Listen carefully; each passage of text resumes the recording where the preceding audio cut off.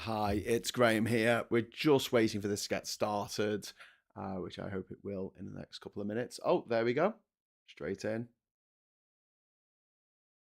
Okay, can't hear anything yet. Oh, would help maybe if I unmuted the site, I guess. I swear by the Gita that the evidence I shall give shall be the truth, the whole There we go. and nothing but the truth.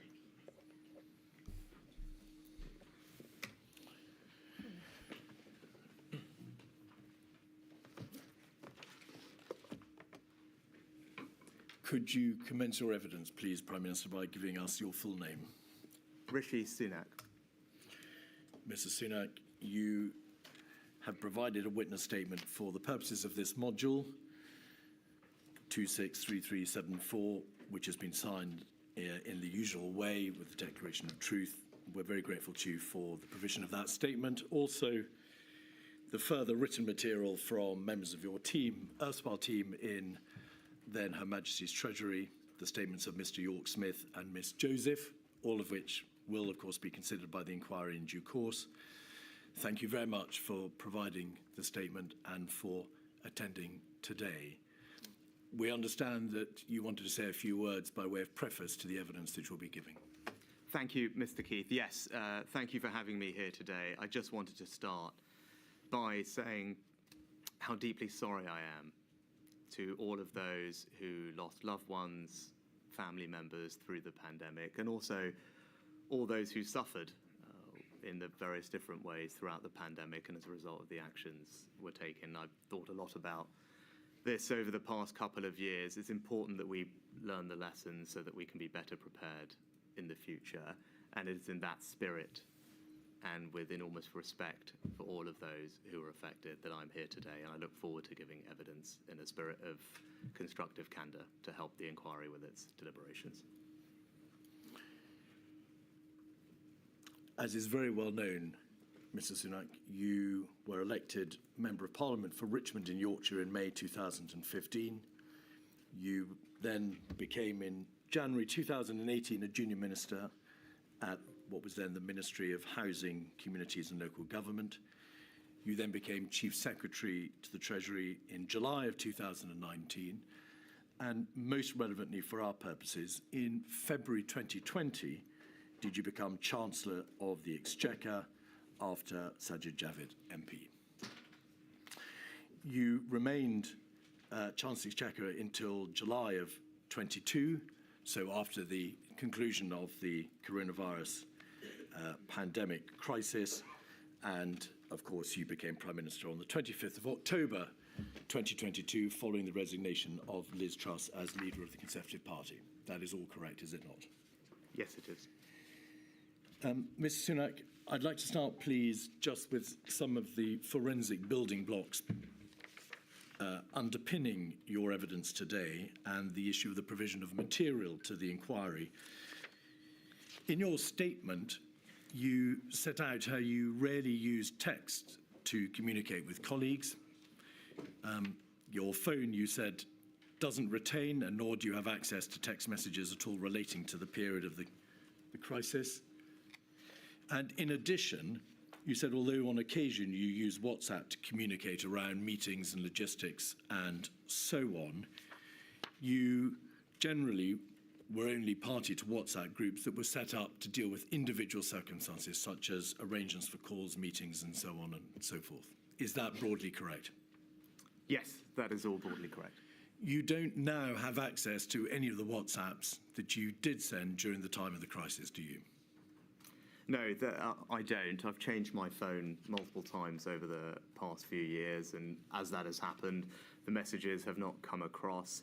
As you said, I'm not a prolific user of WhatsApp in the first instance, primarily communication with my private office, and obviously anything that was of significance through those conversations or exchanges will have been recorded officially by my civil servants, as one would expect.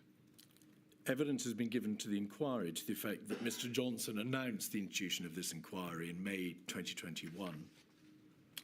And around that time, officials discussed the need for ministers and others to retain WhatsApps. It was a matter of debate, in fact, in WhatsApp communications between officials themselves.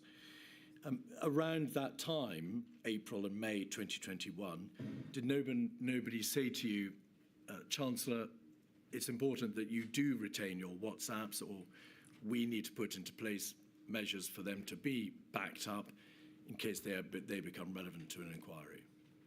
No, I don't recall either of those conversations that you referred to between officials, but you might have been referring to officials in number 10 rather than the Treasury. No, yes, and I don't recall anyone in my office making that recommendation or observation to me at the time. Do you happen to recall, it's probably quite a long shot, but do you recall changing phones around that time as it happened? Not around that time, as I said. I have changed my phone multiple times in the years since then, and as I said previously, every time that's happened, the messages wouldn't have come across. But as I said, I'm not a prolific user of WhatsApp, and with the private office, again, that would have all been recorded formally on the record, or indeed, where I've had exchanges with other individuals, some of those have been part of the evidence that's formed the inquiry's deliberations. They have indeed, and I should make plain that we've got some of your messages from the other interlocutors to the communications. Now, turning to the role of Chancellor of the Exchequer, and it is, of course, because you were Chancellor of the Exchequer that your evidence today is of the greatest importance. You describe how, in your statement, that you describe how there was obviously, throughout the currency of the entire crisis, a clash between public health epidemiological considerations and economic and fiscal issues, both by way of the economic considerations which had to be taken into account by the government, and also the vast economic and societal damage that would be done by decisions such as lockdowns. In that debate, which raged throughout the pandemic, what was the general position of the Chancellor of the Exchequer? What position generally did you and Her Majesty's Treasury take? Well, I don't think I ever referred to it as a clash. I think I saw my role as Chancellor of the Exchequer as making sure that the Prime Minister had the best possible advice, information, analysis relating to the economic impact or consequences of some of the decisions that he was having to make. Obviously, the Chancellor of the Exchequer's role is to be responsible for the country's economic and fiscal policy and the financial services sector. So that was my primary responsibility in the role. And then as it pertained to the pandemic, my jobs were not just to design and implement economic interventions like the furlough scheme or support for public services and businesses, but also, as I said, to provide analysis and advice to the Prime Minister as he made his decisions. And more broadly, just touching on what you said at the beginning, Ms. Keith, as a senior cabinet minister, one of the consistent arguments or points that I made from the beginning throughout was just making sure that we collectively in the Prime Minister considered the totality of the impacts of the decisions that we were making. It wasn't, as I didn't ever describe it as a clash. Did you make a decision to delete all your WhatsApps? Public health and economics. I think that's to think about it in far too narrow a way. As many people have alluded to, and I did at the time, there were a range of impacts. Many of them socio-economic, the impact on children's education. It's been quite easy for him health, to hand over his WhatsApps. The criminal justice system, to prove as that, well as the pure economic nothing impact. untoward. And it was important that policymakers considered the totality of those, and that was a consistent point throughout. But obviously, my particular responsibility was the economy and fiscal policy. You do, I think, refer to how the issues confronting the government consisted of highly compelling competing interests. Would that be a fair summary? Yes, I think that is right. Again, as I said, none of these decisions were easy, as I think everyone has acknowledged. Indeed. And the Prime Minister's incredibly difficult job was to have to balance many competing interests and make the best decision with the evidence and advice available to him at the time. And again, only he could do that because only he saw the totality of those. Just whack the sound up a bit. Coming Hopefully from that's various better different for you. cabinet ministers with their domains of expertise and responsibility. We'll see in a moment some examples of the way in which the arguments were promoted by HMT, Her Majesty's Treasury.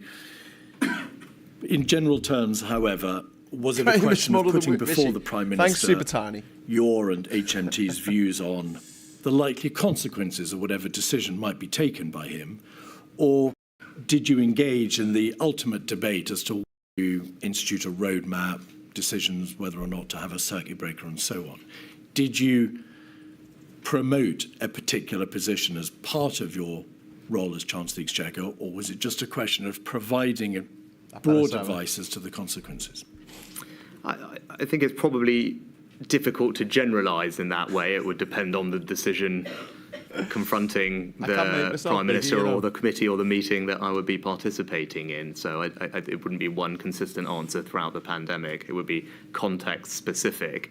But as a general rule, my primary responsibility was to feed in advice and analysis as to the economic consequences of what was being considered. Of course, where the Prime Minister would ask for my broader opinion, I'd always be happy to give it to him if it was something that I thought I could offer on the basis of some element of knowledge.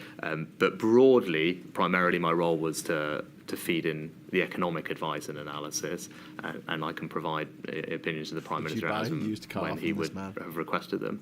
And do we take it from the fact that this advice was given to the Prime Minister?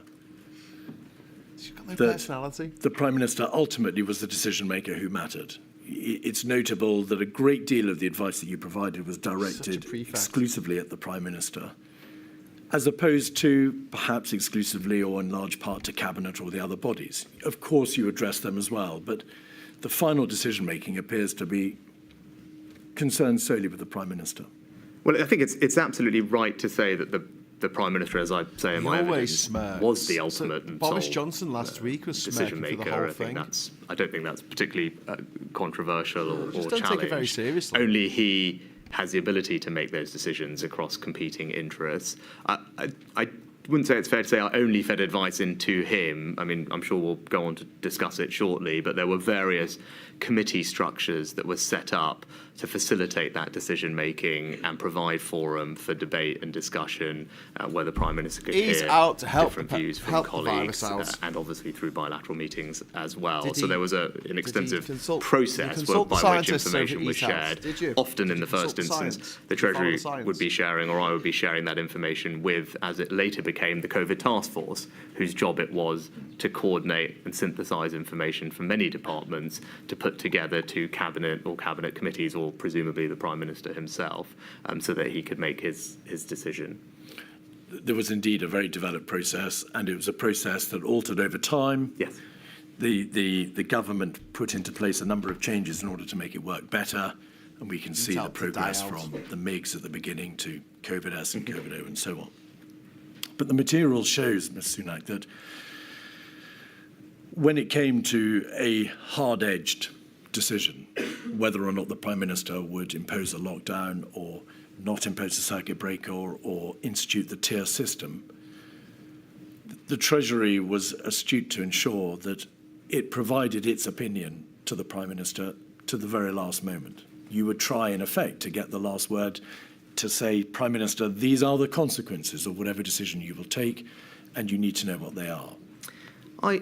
I'm not sure that's a fair characterisation. The Prime Minister obviously is responsible for setting up the decision-making structures that work best for him, and he had done that through the task force, the COVID-Os and S's, complemented by bilateral meetings with different ministers. All of that really is a question for the Prime Minister as to how he wanted to hear the arguments and see the evidence analysis from colleagues.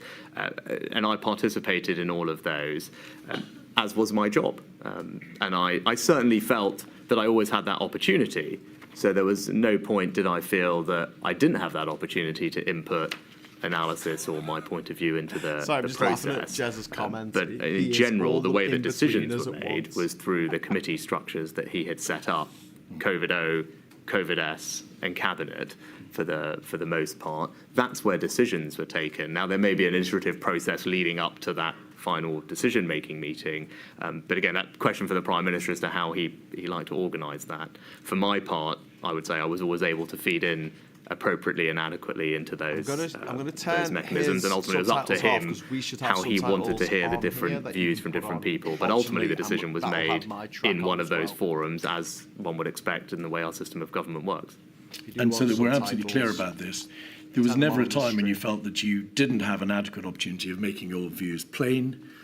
Whatever it was that you wished to say about the various difficult decisions that the Prime Minister faced, you had that opportunity. Yeah, as a general observation about my reflection over the period, I don't sit here today thinking, gosh, there were many opportunities where I didn't have that opportunity. As a general rule, I always felt that I could. I mean, I saw the Prime Minister probably more than I saw my own wife for this period of time. We were working very closely together, as I was with my other cabinet colleagues, and as a general rule, I was able to participate in everything that I felt I needed to or ought to in order to get the evidence analysis to him in a way that he could use it to make decisions. Let's look for a moment at the structure of the way by which material was put, an analysis was put before the Prime Minister. Have you set out in your statement, and we'll have, please, the statement at page 23, the various different ways in which HMT analysis was shared with the Cabinet Office and the Prime Minister.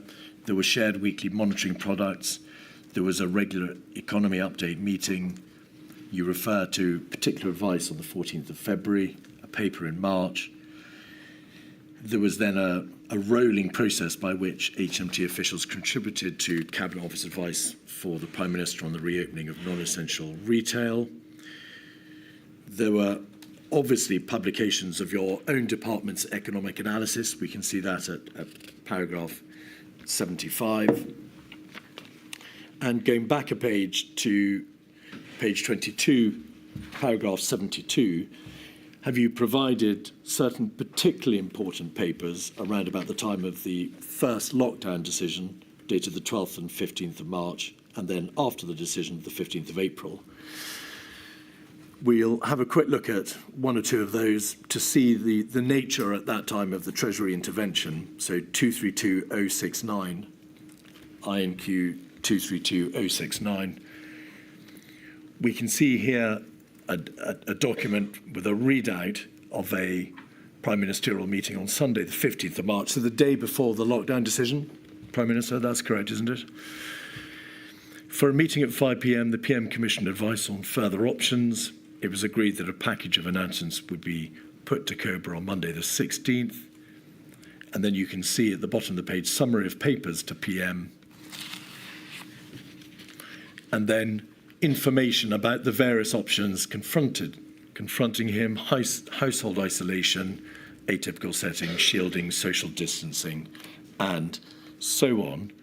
If we look at page 5, you'll see HMT position, and did your department set out in relation to each of the particular interventions or social distancing measures what the consequences would be or would be likely to be in terms of impact economically and fiscally.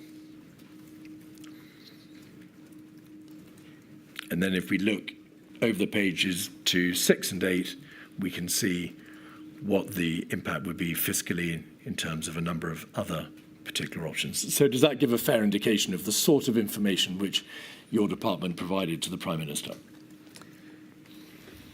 I mean, yes. All I'd say is this was very, very early on, as you said. So this was, we were weeks into this, and I think what you'll see over the duration of the next 18 months is the quality and I'd say extra granularity of the information that an analysis we were able to provide improved considerably.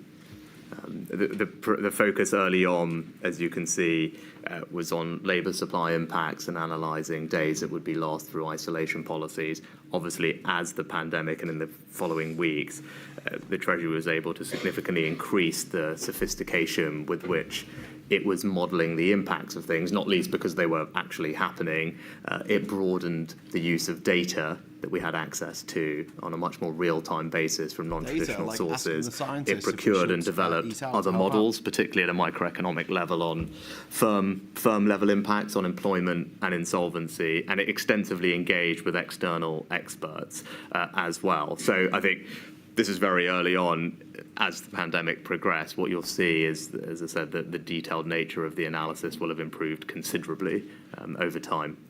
Would it be fair to say that perhaps on account of the speed with which the first lockdown decision was made, the degree of fiscal and economic analysis that was placed before the Prime Minister by comparison to later was significantly different? There was a much narrower debate, if you like, about the economic and fiscal consequences at that time by comparison to the second and third lockdown decisions. I think that is fair, not least because this was so unpredictable and uncertain.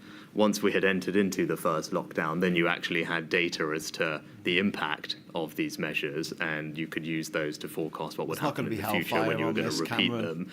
But at this point, this was not something that anyone had grappled with before or modelled with any precision. So it was very hard to be precise about the impacts. And as I said, we developed more modelling capability, broadened the source of data over time, It allows them to waffle on. and external groups like the OBR, who is, of course, the government's independent forecaster themselves, in about the middle of April published quite extensive independent forecasting of the impact on the economy from COVID. And again, they continue to iterate that, as did the Bank of England and other external bodies. So I think there was just a considerable body of external and internal work that was done from this point onwards. But as you say, this was very early on. In terms of the other economic information that was relevant around exactly the same time as this note was the situation in the gilt markets. We'll come to that. Oh, fine, because it was around the same kind of time, yeah, just days after that from memory.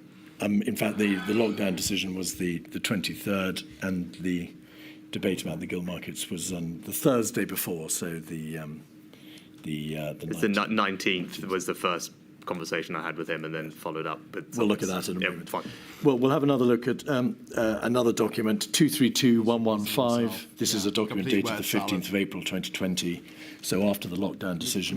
Can we get to the...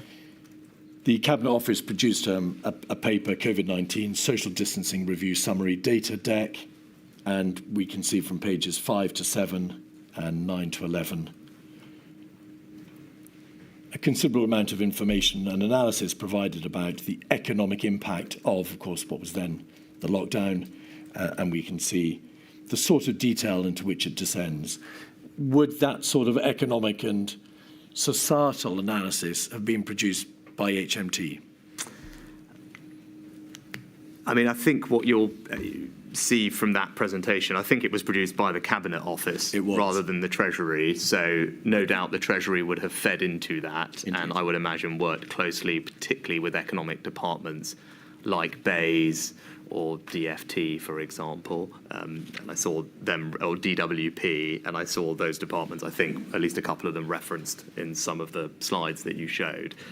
So, of course, Treasury would have fed into that alongside those departments and would have been working closely with them to think through the impact. You've described how ultimately many of the most momentous decisions were matters for the Prime Minister. I'd like to ask you, please, about your understanding of where and when those sorts of decisions were taken. The inquiry has received a considerable amount of evidence about the debates and the decision-making processes that went on around the Prime Minister with his closest advisors, effectively debates in the Cabinet room, at 9:15 meetings, in meetings of the Prime Minister and his advisors. Did you form a view yourself as to the divide when he does, I'll let you know. The taking of those decisions by the Prime Minister and his advisors and the necessary debate which had to take place in Cabinet? Did you believe the Sunak using the cabinet same was in any message way as Truss. being sidelined, as one or two witnesses have Will suggested? he still be Prime Minister by Christmas? That's not my strong recollection. I mean, to reiterate what I said before, first and foremost, I was always in a position where I felt I had the opportunity to provide the Prime Minister with relevant advice and information that he needed. That's the first thing to say. I think the second broad observation I have was that the COVID-O and COVID-S structure actually worked, I thought, quite well. It was modelled on something that had the Prime Minister himself, I think, had brought in during the Brexit process. So it was a template that I participated on more at the O level in those days. So it's a template that had been used before, had been shown to work. My general recollection is that it was a good structure, and it did that separation between broader strategy and operations. I thought was a structure that made sense, and I found typically effective.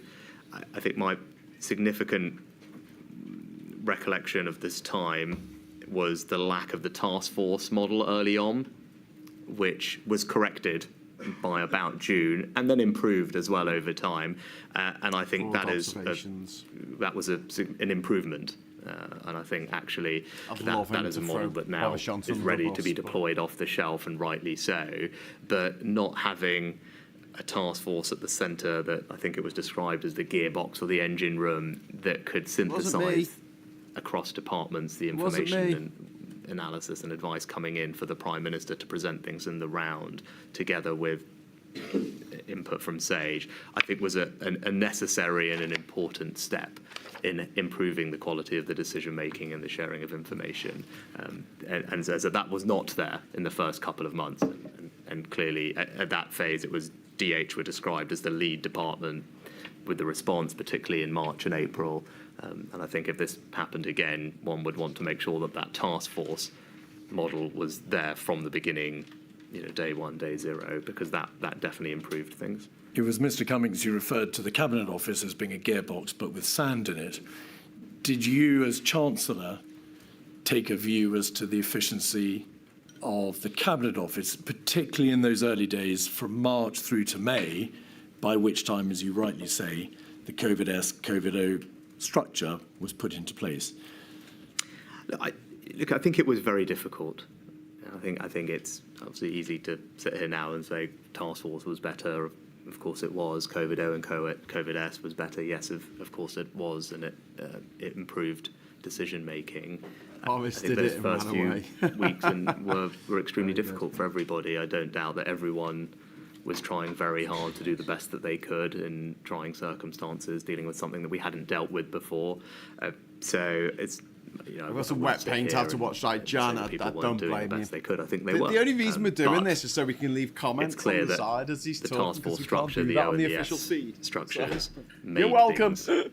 I think work more effectively and efficiently, and they were not there right at the beginning.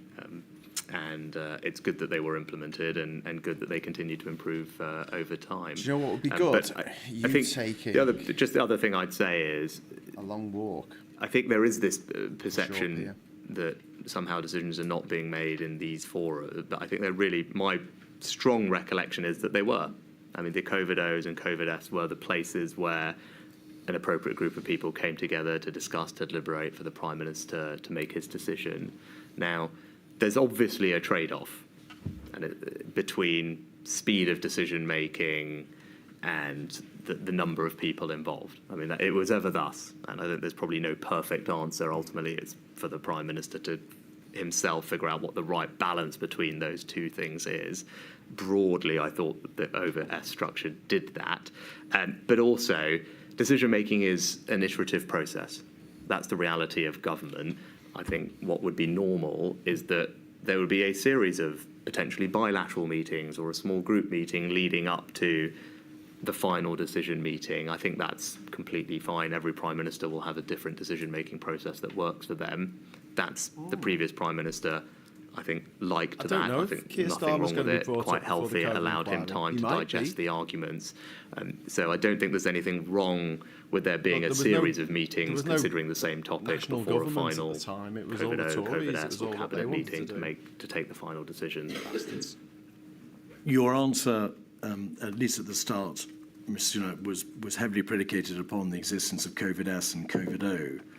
But in the earlier period, particularly around the time of the first lockdown and those decisions in March and April, the evidence from a number of witnesses is to the effect that there was a circumvention of cabinet governance, a certain level of dysfunction, and I emphasise it's only evidence, and these are all matters for my lady in due course.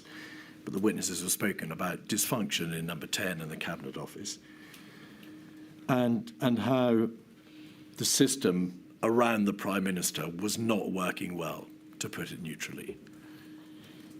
That must have been something that was apparent to you as the occupant of number 11. You could not have seen how number 10 was responding to this unprecedented crisis. So you described, not what people saying about dysfunction in number 10 or the Cabinet Office. Obviously, I didn't work directly in number 10 or in the Cabinet Office. So it's hard for me to comment on that, other than to say that my interactions with number 10 and the Cabinet Office during this period felt fine to me. Again, I go back to, broadly, was I able to input advice to the Prime Minister, or when decisions were being made? I felt I was. I didn't feel I'd been shut out or not able to participate. And my recollection of that period, that early period, was a series of, I think as it was then, as you say, not COVID-O, COVID-S, they were probably COBRA meetings, which involved groups of people considering these things. So lots of people were around the table, was my recollection, at the key moments on the 16th of March, the 9th of March. As far as I can remember, at all of those points, there was a COBRA meeting. I was probably at it. There were minutes that were circulated, or SAGE minutes that had been circulated that formed part of the advice pack. Deliberations were made, decisions were taken quite quickly and acted on in all of those key moments. So that's my general recollection of the period. You're absolutely right, and as I've said, the formal task force structure and the O and the S structure hadn't been established at this point, but things were moving so quickly, and largely, as I'm sure we'll get on to, the government, the Prime Minister, just largely acted on the advice that was put in front of him from SAGE with regard to what interventions to implement at what time. I mean, that's my strong recollection of this period, of those 3 weeks in March, 2 weeks in March. The public health considerations took primacy. Absolutely. In effect, which is why, although the arguments about the likely impact of lockdown were made, they didn't assume anything like a comparable strength in terms of the overall. Yeah, you've said that before, and I agree. It was the Department for Health were very clearly, as per all the evidence, the lead department leading the response. My strong recollection of this period is the advice would come in from SAGE. Obviously, that advice changed over the weeks, which I'm sure we'll get into. But largely, my recollection is the government acted on the advice it was given with regard to interventions, and the economic advice, as you pointed to, was provided. I'd say not just for information, that's to downplay it, but it was not driving the conversation, and that's right in the way that you've described it. In your statement, you describe how you would, in addition to these formal procedures, see the Prime Minister informally, but that no decisions of significance were made in those situations, and you state all major decisions were made within formal structures. But presumably during these informal debates, COVID was at least part, if not the predominant part of the debate, and how economically and fiscally there were issues to be debated. Yes, I think when I was talking about that, I wasn't referring to this period.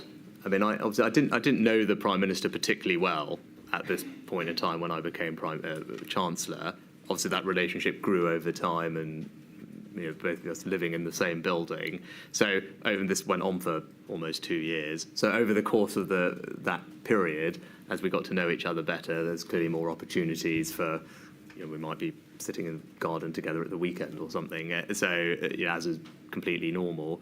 So it wouldn't just be COVID, because by the point those types of conversations were happening between us, there were other things as well. Not just COVID, but of course always with an economic or fiscal bent to it. That is, of course, what your role was. You were the Chancellor of the Exchequer. Yes, I would say all our conversations were work-related. We were also able to talk about things that were not work-related. But I'd say my conversations with him on policy would obviously be predominantly based on the economic and fiscal considerations of what we were doing. There were debates about the matters which were of the greatest concern to the government at that time. That is why, of course, you were discussing them with the Prime Minister.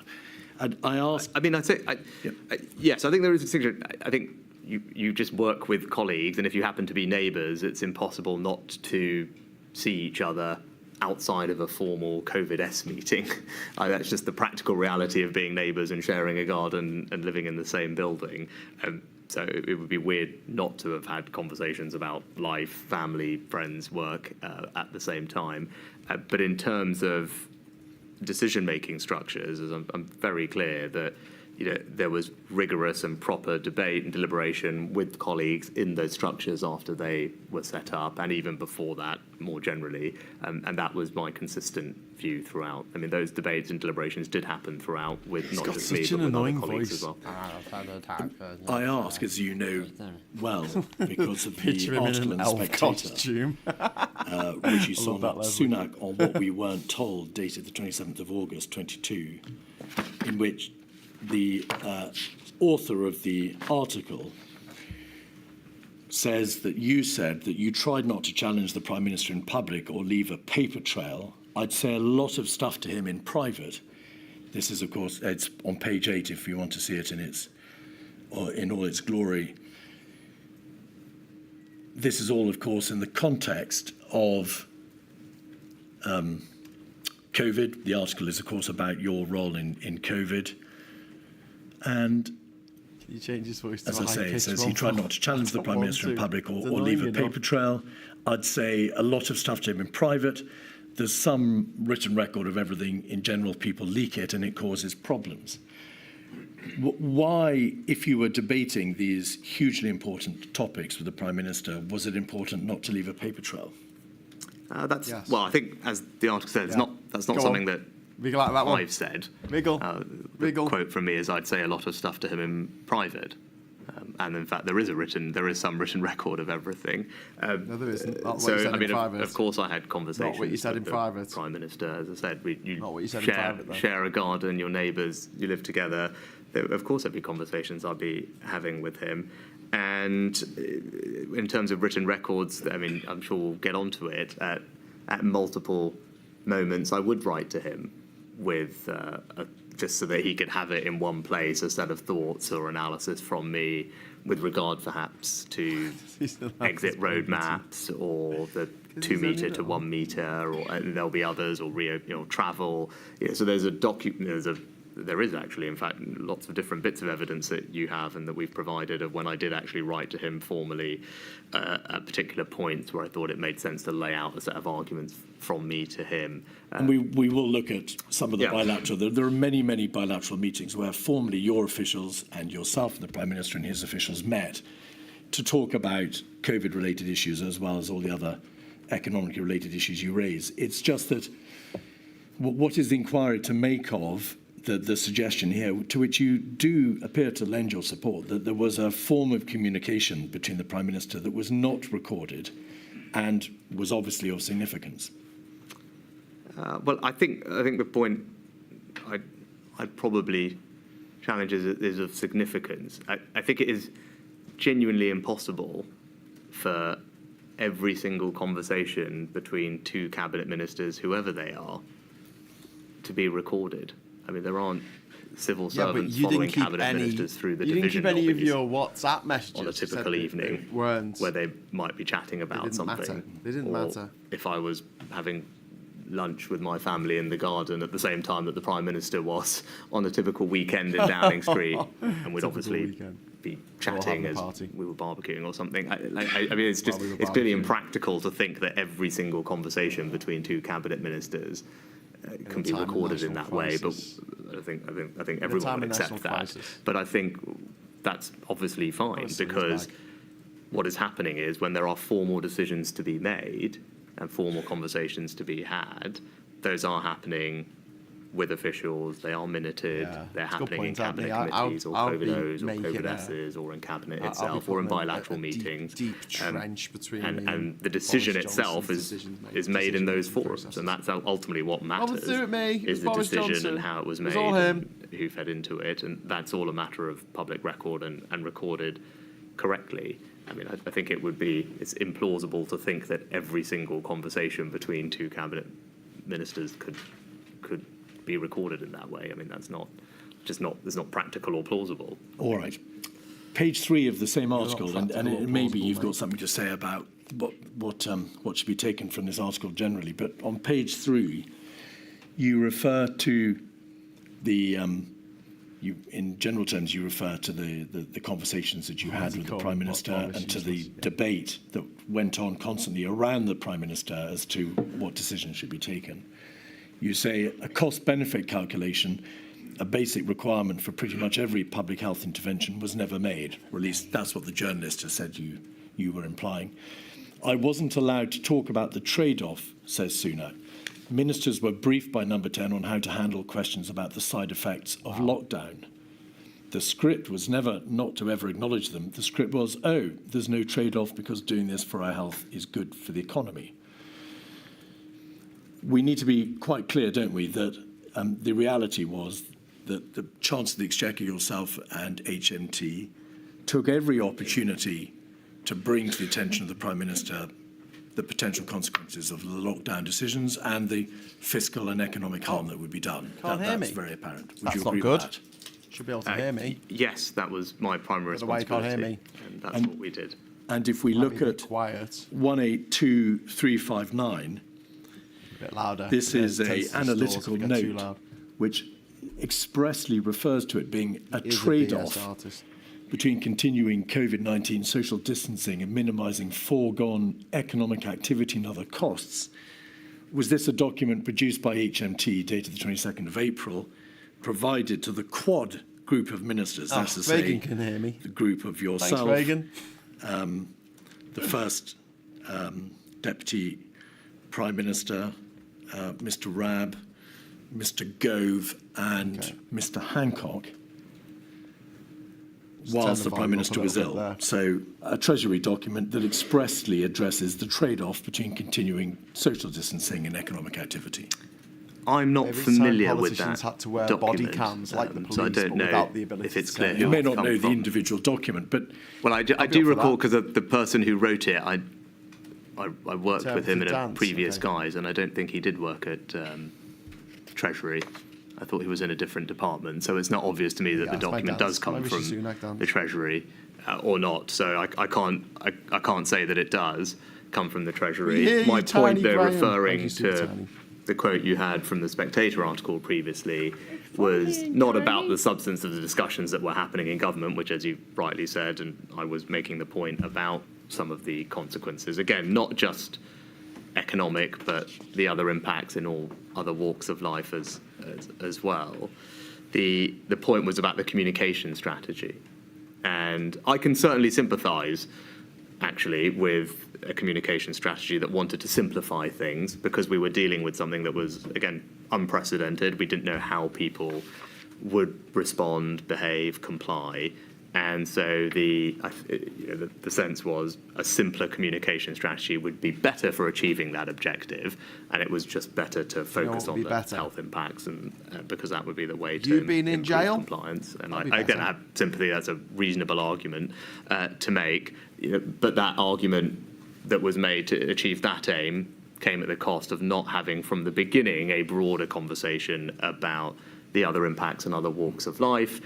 And again, impacts that may not be felt immediately, but would be felt down the line. And I think that was the approach of the communication strategy. That's what I was referring to in the Spectator article. And again, it doesn't mean that it was wrong, by the way, because I think it's a reasonable position to have taken that it was better to have a simpler communication strategy that didn't talk about all those other things because we wanted people to comply with what we were asking them to do. Reasonable position. I was making the point that I think you could have said, actually, we could have had a broader conversation from the beginning about some of these things.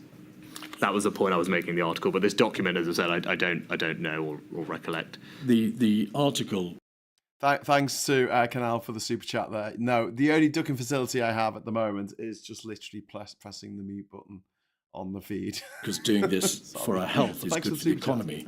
But you say that was just a question of communication. Yes, because I think if you can bring it back. Page 3 of 280042.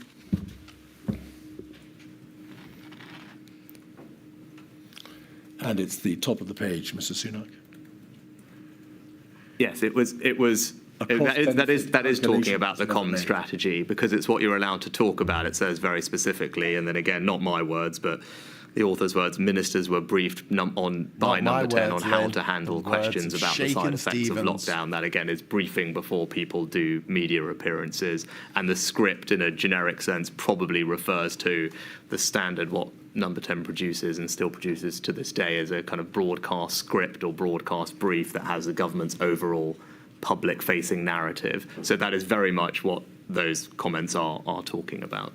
But there was no doubt whatsoever, as far as you could tell, in the public's mind, that as Chancellor, you were warning of the economic and fiscal consequences of lockdowns, that your position and HMT's position was that there is a trade-off. If you make a decision to lockdown, it's going to be enormously damaging. I mean, that was your raison d'etre, was it not?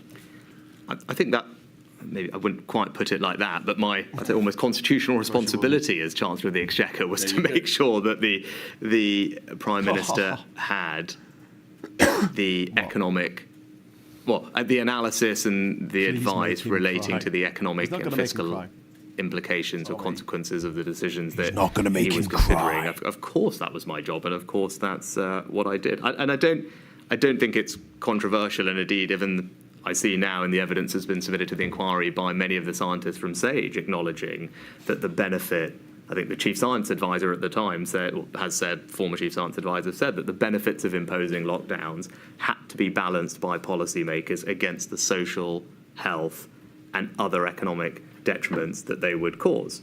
I think Professor Edmonds said policymakers had to weigh up many other ethical, logistical, and economic constraints. And again, I could quote, actually the previous chief science advisor also said there were costs in other domains of life, economic, people's well-being, education, all those needed to be analysed. So I don't think it's particularly controversial to say that, of course, there are lots of other impacts that come from decisions. My particular responsibility was to make sure that the economic ones were considered, or the Prime Minister had an opportunity to consider them. It is obvious that you've spoken. There's a separate question. Sorry to interrupt. And then there's a separate question about how much it is appropriate to talk about those in public, which is what this refers to. We need to be clear about this, Mr. Sunak.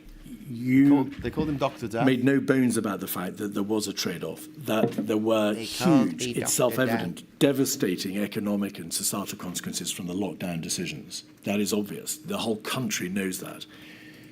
The Chancellor of the Exchequer yourself made no bones about it. The Treasury raised quite properly, perhaps constitutionally, all the concerns that needed to be raised. But you reject the suggestion, which appears to be given by this article, that full debate, the nature of the trade-off, wasn't properly identified, or at least wasn't properly ventilated by you, perhaps because of briefings by number 10. And I want to ask you whether that was in fact correct.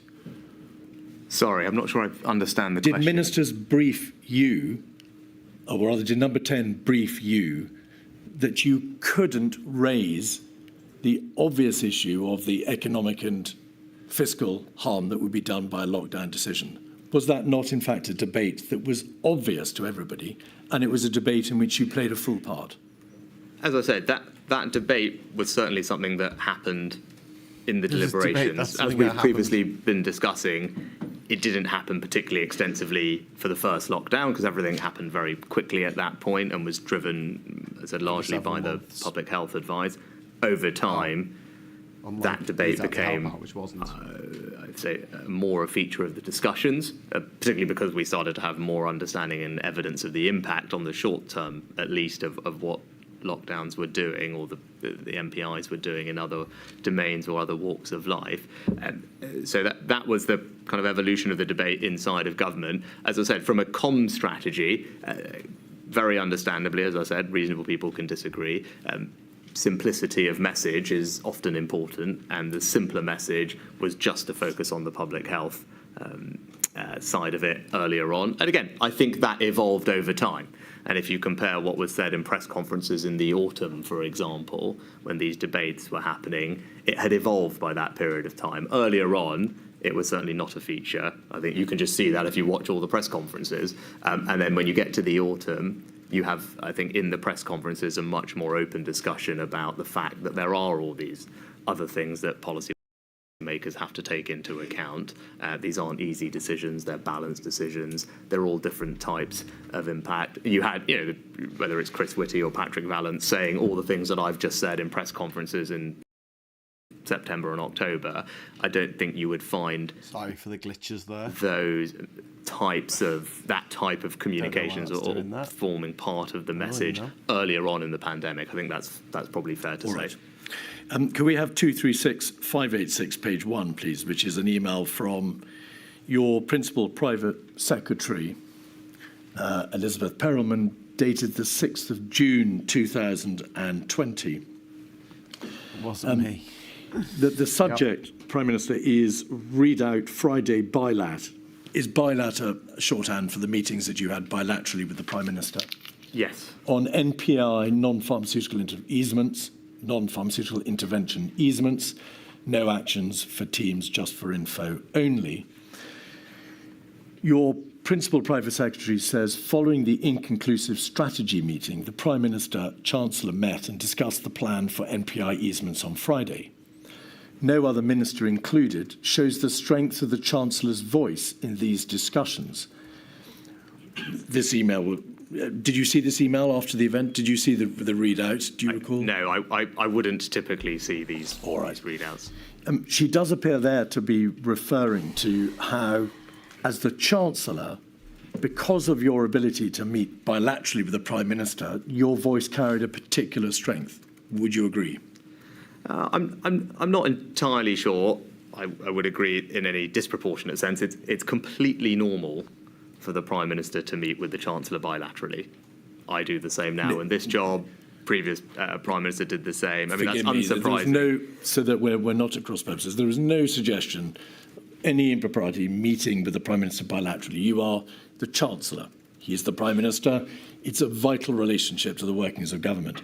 But I want to ask you to assess the strength of your voice in those discussions on the issues which directly concerned the pandemic, because of the debate about SAGE and the MPI easements and so on. As I've already said, I felt I always had the opportunity to convey my thoughts and provide advice to the Prime Minister. I said that early on. And that happened in a range of forums, whether in these bilateral meetings or through the smaller group meetings or the COVID-O or the COVID-S. I've been, I think, consistent in my evidence that I always felt I had the opportunity to provide the Prime Minister with advice. Indeed. I wouldn't read anything particularly into the fact that I had a bilateral meeting with him. I'm sure he was having bilateral meetings with other ministers as well, all part of how he would like to make decisions, and that ultimately is a question for him. But from my part, of course, I had the opportunity to feed in. If we look at page 2, we can see a reference to next steps. And after a list of next steps or actions which are envisaged to be taken, your principal private secretary says this: on Monday, I'm just going to check where number 10 have got to and ensure on track for Tuesday. Until announced, you never know. That would appear on one reading to be a reference to an understanding held by her that there was a degree of backing and veering or change in position or perhaps just debate within number 10, which meant that until decisions were actually announced, there was a risk they might not be adhered to. Would you agree? I think I touched on it in my responses earlier, that decision-making is a process. And every Prime Minister will have a different process by which they want to make decisions. And that would just be different depending on the personality style of the person in the job. But my experience of the previous Prime Minister was, and I think entirely rightly, that for big decisions, he would want to go over the arguments, test out different points of view. He might do some of that bilaterally with ministers, do some of it in smaller group meetings, and through that process, again, same way that you develop policy or I develop policy as Chancellor, that process of discussion, debate, reviewing evidence and analysis might change your mind on something. I don't think there's anything wrong with that. Over the many policy development processes that I've personally been involved in as Chancellor, it might well be the case that you come to a question with an intuitive view of what you think is right, and over the course of a policy development process, going over the analysis, the evidence, hearing from people that you think, well, I did think that, but it's clear now, having reviewed everything, that that wasn't right, or we should do it a different way. I think that's entirely normal, particularly when you're dealing with something that is uncertain and unprecedented. It's not surprising that that happens, and I don't necessarily think that it is a bad thing. I think it shows that someone is engaging with the process and hearing from different people before you get to a final decision meeting in the right format, COVID-O, COVID-S, cabinet, etc. But I don't think it's necessarily, as I said, a bad thing that over the course of a process the Prime Minister would want to hear different points of view before coming to a final decision. And it may well be that, during that process you hear different things which challenge thoughts that you had before. 236594, page 1, is another email from Elizabeth Perelman to various recipients in the Treasury. We can see at the bottom of that first page, the Chancellor in particular wanted to thank you, the economic team, the health team and the COVID team for all the work. The briefs and information meant the Chancellor was well armed to challenge and scrutinise the proposal. I should say this is dated the 9th of October, Prime Minister, and had a level of detail beyond the rest of the room which allowed us to make and land our points with a great result. An outline of the wider discussion is below, but afterwards there was a smaller Prime Minister-Chancellor huddle, and the upshot is no final decision has been taken on the MPIs. And then over the page, please. However, the Prime Ministerial steer is that he's not minded to agree to the Cabinet Office proposal. His preference is either to do nothing or close pubs only. And then, under the bulleted points, clearly there is a high risk that this is unpicked over Friday the weekend. So 2 questions, please, Mr. Sunak. Firstly, the reference to the fact that there was a huddle between yourself and the Prime Minister after the general debate appears to suggest that with this Prime Minister there was an ability to get the last word in, to meet with him and to be able to influence his ultimate decision. And secondly, the reference to unwinding and unpicking a position which appears to have been agreed suggests that this wasn't an open-ended debate which led to a consistent decision. There was the ability to be able to unwind or unpick a position which had already been reached. On a big desk. Do you agree with both those propositions or neither? Well, obviously I didn't write the email, No. so I don't know precisely what it refers to. And is it possible that I might have had a chat with the Prime Minister once a meeting wound up on my way back somewhere? Of course that's possible. He might have said to me, that was interesting, I'm thinking X as a result of it. I don't think anything particularly wrong with that, right? I mean, I don't call it huddle or not. It might be just that he might have just giving me a sense of where his head was at that particular moment in time. And again, I don't think there's anything particularly untoward about that, to be honest. And as I've talked previously about decision-making processes, and ultimately there would be a final decision taken at an appropriate forum. It might well be that there had been an iterative process leading up to that. But again, I don't think in and of itself that is necessarily a bad thing. And again, I'm not entirely sure what this specifically refers to. You refer to the fact that there might be an issue as to where his head is at, where the Prime Minister has reached in terms of his thinking. And I need to ask you, because of the evidence which has been given by his former cabinet secretaries, his former chief advisor, his former director of communications, also by privately his chief scientific advisor, that he had a tendency to back and veer, to bear the impression of the last person who sat in him in terms of the debates which were raging in Downing Street, and that this led to a degree of chaos, or to use Sir Patrick Vance's words, operational inefficiency. Were you aware Nice way of putting it. that his closest advisors had seemingly unanimously taken the view that there was a lack of efficiency? The administration is described privately as brutal and useless, or criminally incompetent, or operationally chaotic.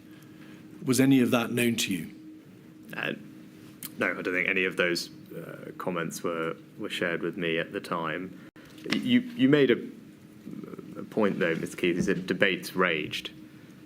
I don't think that is necessarily a bad thing. No, indeed. I mean, these. It's right that there was vigorous debate, because these were incredibly consequential decisions for tens of millions of people in all spheres, whether it was health, whether it was education, whether it was economic, whether it was social, whether it was the long-term impacts. These were incredibly big decisions, the likes of which no Prime Minister had taken in decades, if ever, like this. So the fact that there was debate and that people were passionate about it and they had different points of view is I think, A, unsurprising, and B, good, because it would be worse if we were having this conversation and all the commentary was, well, there was no debate about any of this whatsoever. It was all just signed off straightforward. Someone put a piece of paper, someone checked, and that was the last we heard of it. I think that would actually be far worse, quite frankly. It's good that there was debate about these things. Now, in terms of operational inefficiency, again, there is no perfect amount of deliberation versus speed. That's a trade-off that only the Prime Minister can make. Again, and it will be context dependent, it will be decision dependent, so it's hard to generalise what the right amount of deliberative time is. But as I've talked about the process, I don't think it's a problem that the Prime Minister gets advice from different people, mulls over it, tries out different arguments, assuming there is the time to do that before coming to a final decision. I think it's a good thing that there was debate, because debate was required when you're dealing with consequences of the sort that we were.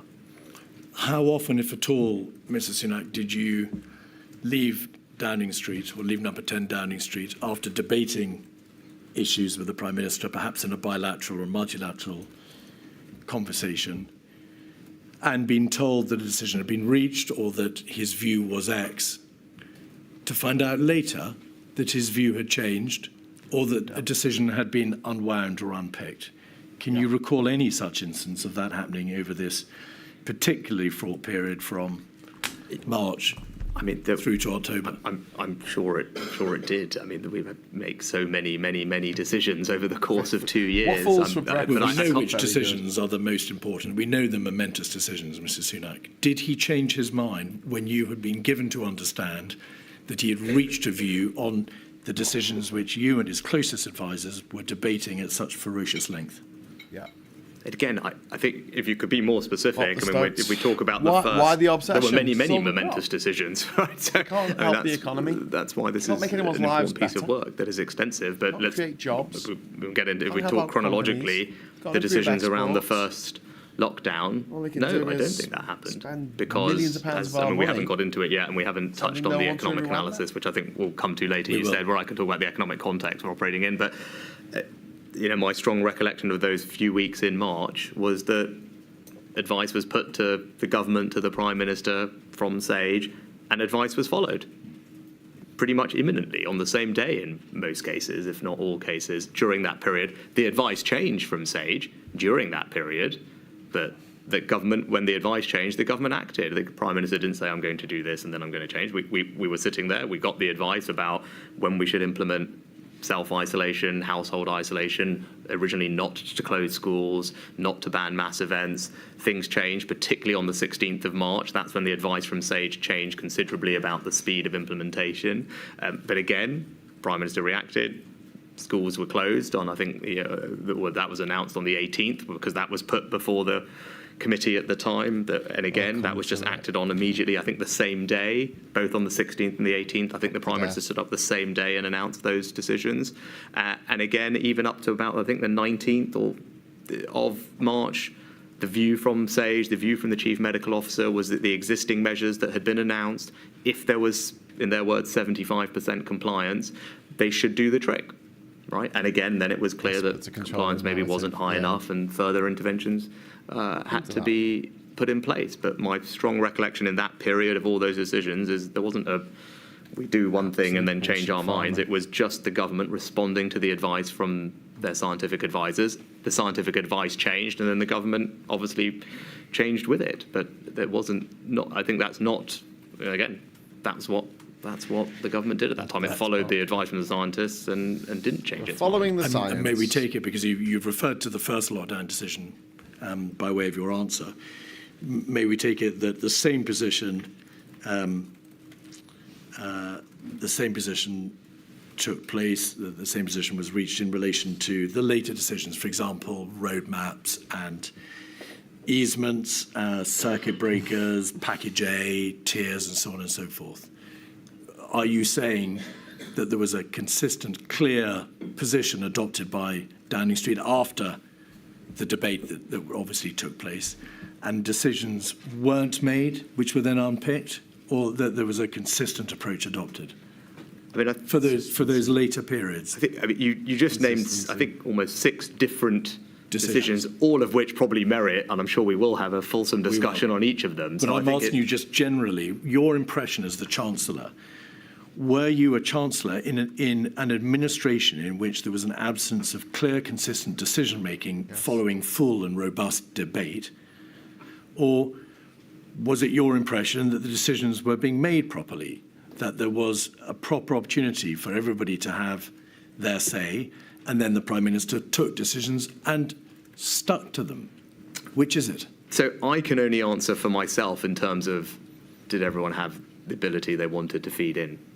Ultimately, because I'm not, I don't know the extent to which other cabinet ministers felt that they were sufficiently included or fed in or met the Prime Minister. It's a question for them. I've been consistently clear. For my part, I did have that ability from the beginning and throughout to feed in to decision making.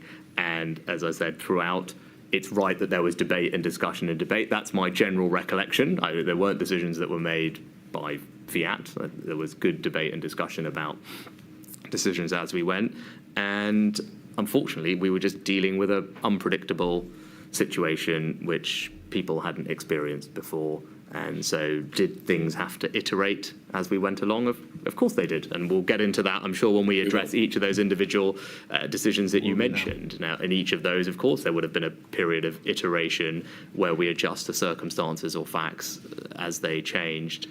Don't think that is wrong, and I think it's hard to generalize, but what we should do is go into each of those things in detail, as I look forward to doing, and I'm sure we will over the course of today.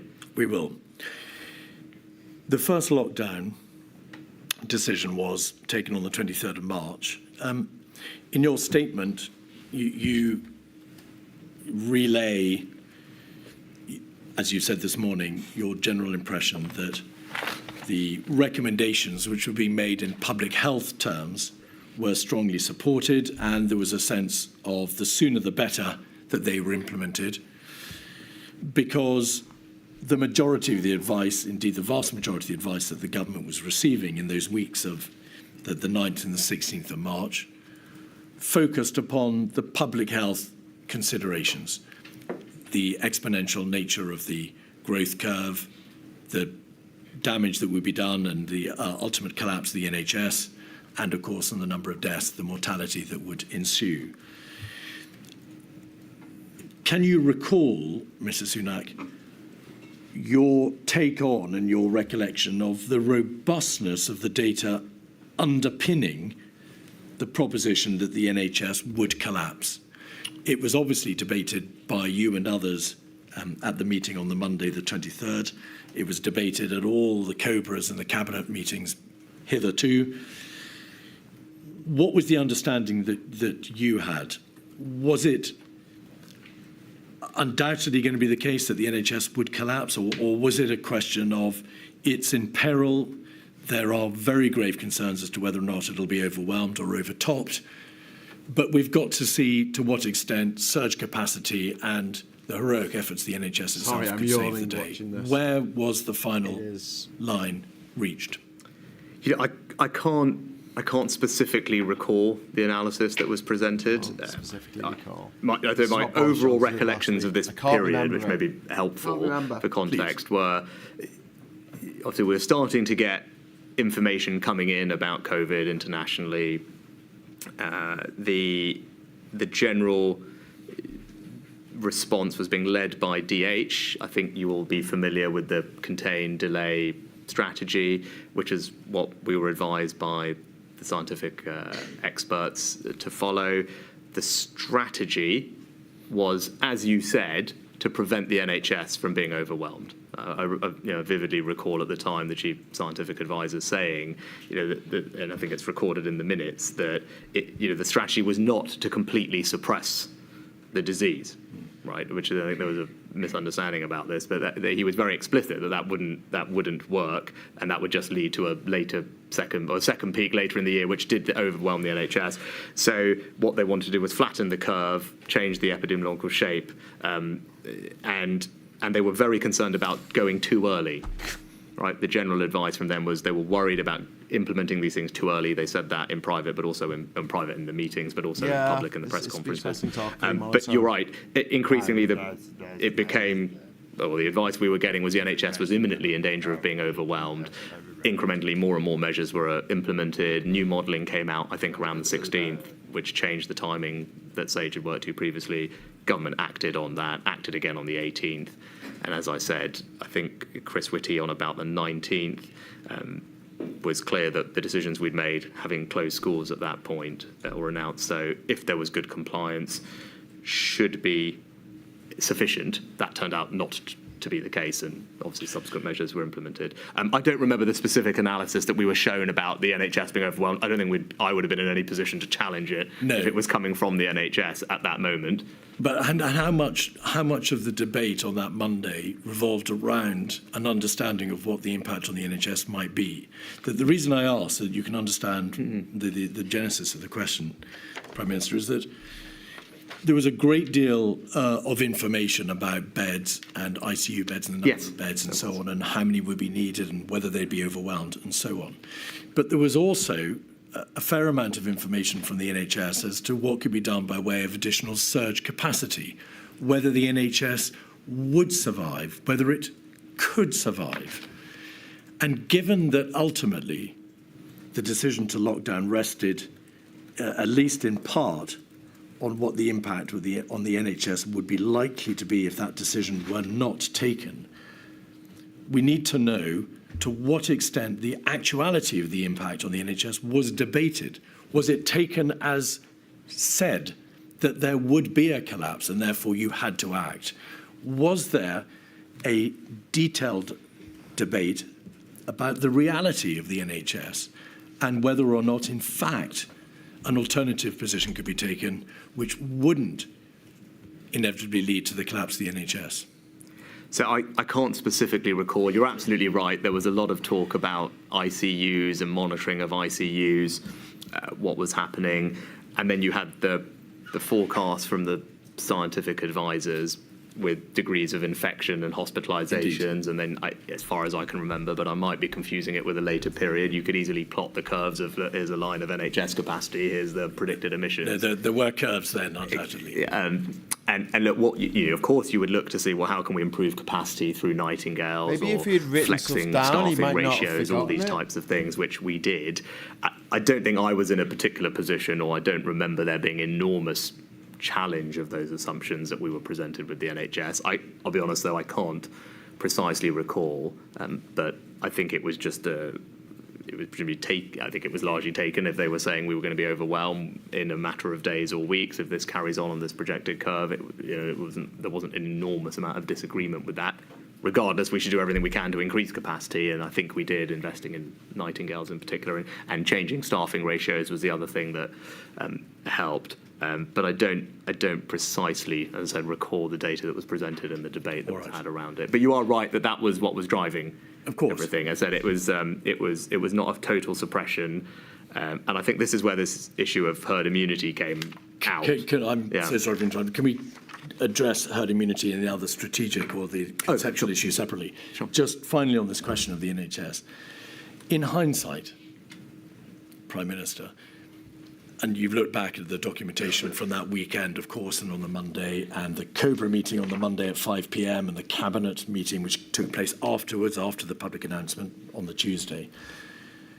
Are you surprised by a relative absence of hard data as to the direct impact on the NHS and on the amount of debate which was directed towards working out what really would happen to the NHS if, by contrast to taking that further ultimate step on the Monday, the government had simply waited to see whether or not the measures imposed in good faith the previous week should be given more time to work?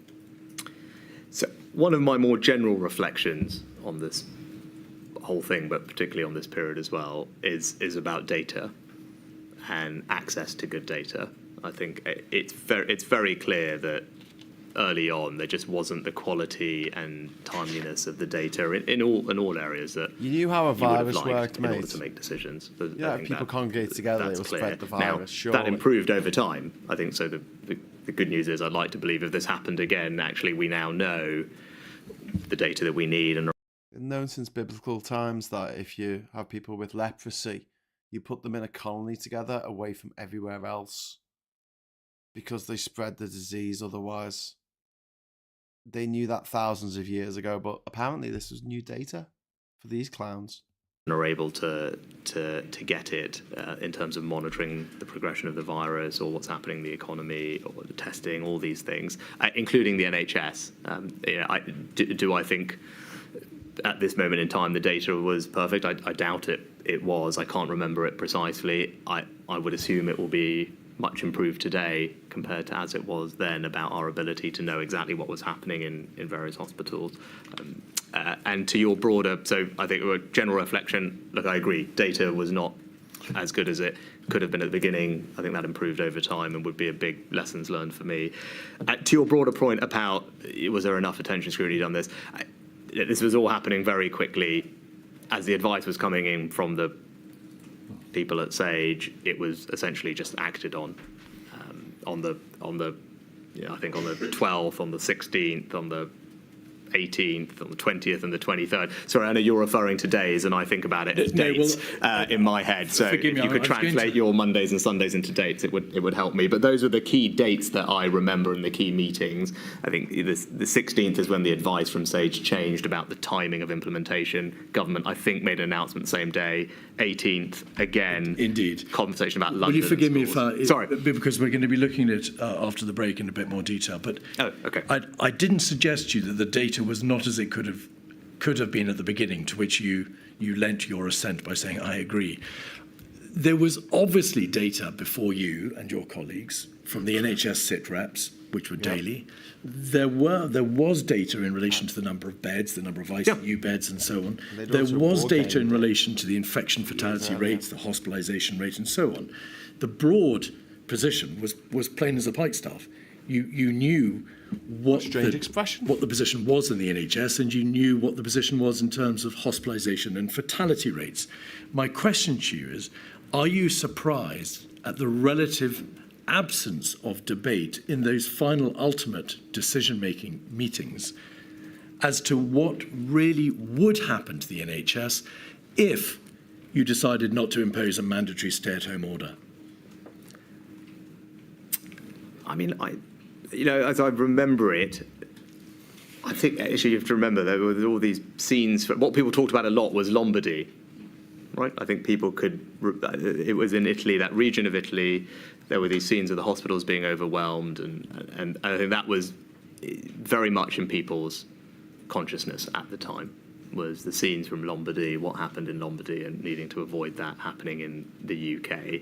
So I think that was the kind of emotional backdrop to these conversations. And you're absolutely right. Of course, the NHS presented all the data on ICU and all that, and it was based on the combination of the scientific modelling of what was going to happen to hospital admissions, and the NHS saying, well, obviously, if you have admissions up here and capacity down here, it's a pretty poor outcome for everybody.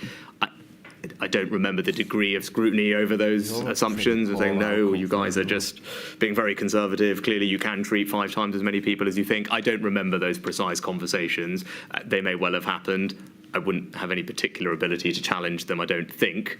I mean, if the chief medical officer and the head of the NHS are telling you this is the amount of staff we've got, this is how many are going to be off sick themselves, this is the maximum number of people or the ratio we can have of ICU nurses to a bed, even if we flex it, it's probably hard for me to say, well, you're wrong, right? I mean, I could probably say, well, they've done this over here or done this over there, but again, this is not my lane, so to speak. But this was, of course, one of the most momentous decisions in the history of this nation. A great deal of water was passed under the bridge. The decision taken at that 5 p.m. meeting. On what when you say the 5 p.m. meeting, what date? Monday, the 23rd of March, the decision to impose a mandatory stay-at-home order, followed by the Prime Ministerial announcement, and then the Cabinet meeting the following day. It all revolved around that decision. My suggestion to you is that debate just didn't take place, or if it did, it didn't take place to the degree to which it should. Yeah, I can't precisely recall that particular meeting, but as I said, the track record of all those meetings, 16th, 18th, 19th, or 20th and 23rd, was the government following the scientific advice that was put in front of it about the right MPIs to implement and at what time, based on protecting the NHS, as you said. Thank you. Mercedes, that can be a moment. Certainly. We'll break till 12:05. Right, 12:05. We have 10 minutes. We have 10 minutes. While this, I'll just mute that. So yeah, that was the first. That was your first section. Since we've only got 10 minutes, right? I'm wondering what I could do to entertain you for 10 minutes. I might go and make myself a cup of tea. I think break time. Be hiding under his desk soon. Was it recorded? Sounds official. Yes, of course, it was recorded. I'm getting the stream from the COVID inquiry. But oh yeah, so you talk about the meeting on March the 23rd. One of the most momentous meetings or decisions taken for the country to have to lock down. I mean, it was taken a few weeks too late, but that decision was made, and the fact that nothing's been made of it. Yeah, he signed the check to PPE. Indeed, painful. His vouchers were probably all printed and sent out. Probably. Break time. Read the funniest comments, says Cameron. There was bare data out of the EHO to WHO that was having the meeting and debates that was going on, but not just here, but all over Europe and the USA. If he said it was based on the data, well, there was loads of data on how diseases spread. What germ theory, 200 years old now? Not that old. 150 years old. How old germ theory? Someone look it up. We've known about it for a very long time. The fact that if you have ill people and you put healthy people next to the ill people, the healthy people get ill. And as for wearing masks, that is something that dates back to the plague, the days of the plague. People used to wear masks, those weird sort of crow faces that people used to wear. They didn't know why they had to wear those masks. They just found that it worked somehow. But apparently, having to wear masks was a silly idea. Why would you have to do that? A lot of mistakes made. Not just in this country. I mean, obviously there were mistakes made in other countries, but in other countries, the politicians have had to atone in some way for the mistakes that were made. I mean, the Prime Minister of Japan resigned, and they've only had a quarter of the number of deaths that we've had in this country. Oh, a third. Can I have a day off? Says Duke Vengeance. Well, when I get a day off, you'll get a day off, mate. That's cool. Graham Hughes, epidemiologist, Esquire. No, I'm not. I'm just saying this is just, it's the Tories like to go on about common sense a lot. They're the party of common sense. But when someone's ill, if you go into work with a cold, you might give other people in work a cold. So that's one of the reasons why if you do own a business and one of your employees is ill, your best bet is to tell them to stay at home because you don't want your other employees getting ill at the same time. 1860s. There you go. Germ theory, 1861. So I said 150 years. So it was only 10 years out also. You're out about 200 years. What? No, germ theory was 1830. Because before then, they called it miasma, which basically they thought that it was like, I don't know, bad smells. Like malaria literally means bad air. Because they thought it was like, oh, well, there's a smell of rotting stench. And that goes into your face and that makes you ill. People didn't know. I mean, but we have known for a very long time. Not a good idea putting ill people next to people who aren't ill. And as we've known about germ theory, it's not necessarily when someone presents symptoms that you are most likely to spread whatever you've got. So, they could have been more decisive if they had a decisive leader, but they had Boris Johnson, who is famously indecisive. And this is the guy who wrote 2 articles, one about why we should stay in the EU and one why we should leave. A famously indecisive man. And he was in charge of our country at the worst possible time. It's 163 years old. There you go. Like the London Underground, almost. TIL re malaria. I don't know what TIL means. Am I being daft? TIL? That is lies. Maybe. Sorry. I thought malaria meant bad air because they thought that they didn't know it was mosquitoes. It was found by a research team. Part of the team were from the Liverpool School of Tropical Medicine, I believe. But yeah. Coughs and sneezes spread diseases, blow it in a handkerchief. Tony Hancock, the only man named after 4 different parts of the human body. Lee and Scott says washing hands between patients is from Florence Nightingale time. Recent, really. I called Sunak a toad earlier. Apologise. Auto spell changed. It was meant to be turd. Well, that's nice. So, you want to stay there? That's fine. Me, I'm going to go and grab a cup of tea because I'm out of tea for the next session, which will probably go till about 1 o'clock-ish. And then there'll be a break for lunch. And then I'll be back with part 2 of this feed. But until then, I'm good to go back onto here. And now I'm in the corner. Hello. I'm just in the corner here. And then I'm going to disappear like this. Watch this. Bye. Right, I've all gone.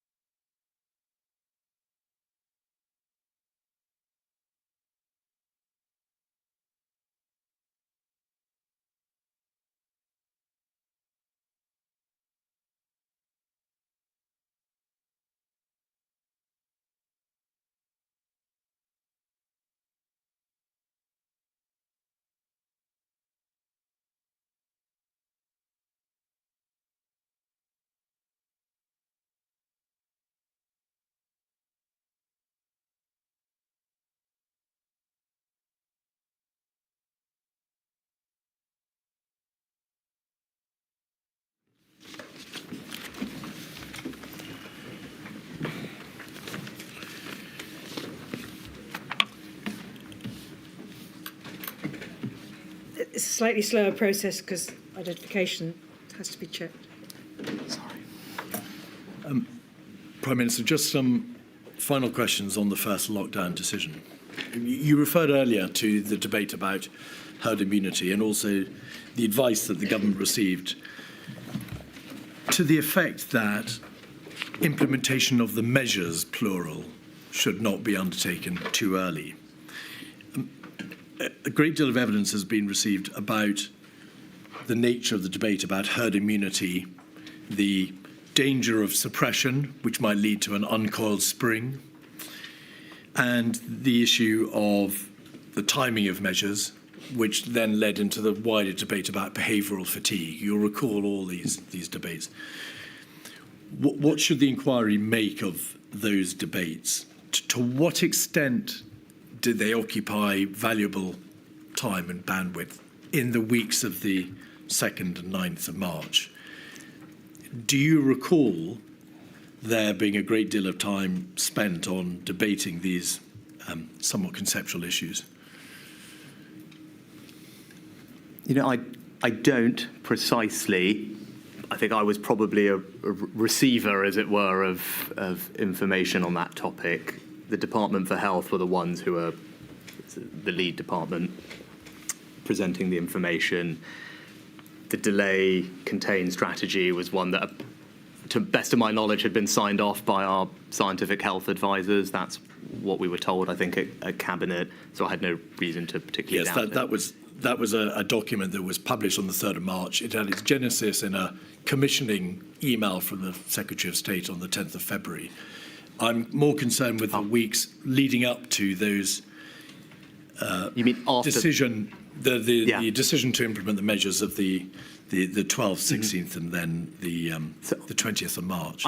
I don't think the overall strategy changed. I think it always was the strategy, which was to not completely suppress the curve, but to flatten the peak and push it out.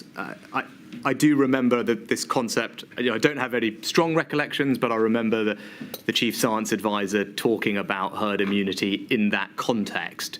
And I think the minutes of one of the meetings in I think maybe it is on the 12th, to your point, where I think the minutes say that he said a good outcome being that by September 2020 herd immunity would be reached.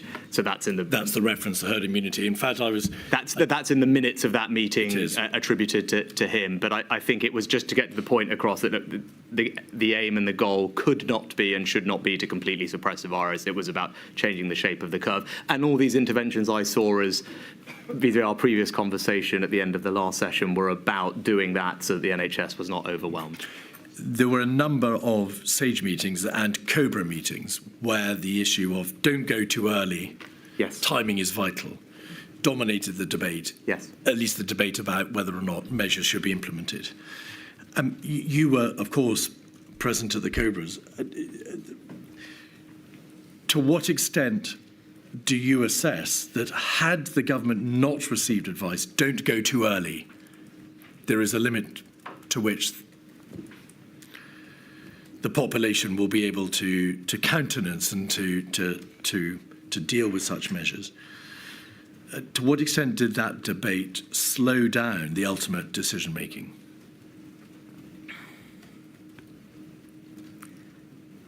Okay, my strong recollection from this period is that the government acted, I think, almost immediately on the recommendations from SAGE. Government was absolutely Well, SAGE didn't, with respect That was my to recollection. make specific suggestions. It could only recommend that more stringent interventions would be applied, and then they would produce papers showing what the consequences would be of any particular intervention. But they also advised on timing.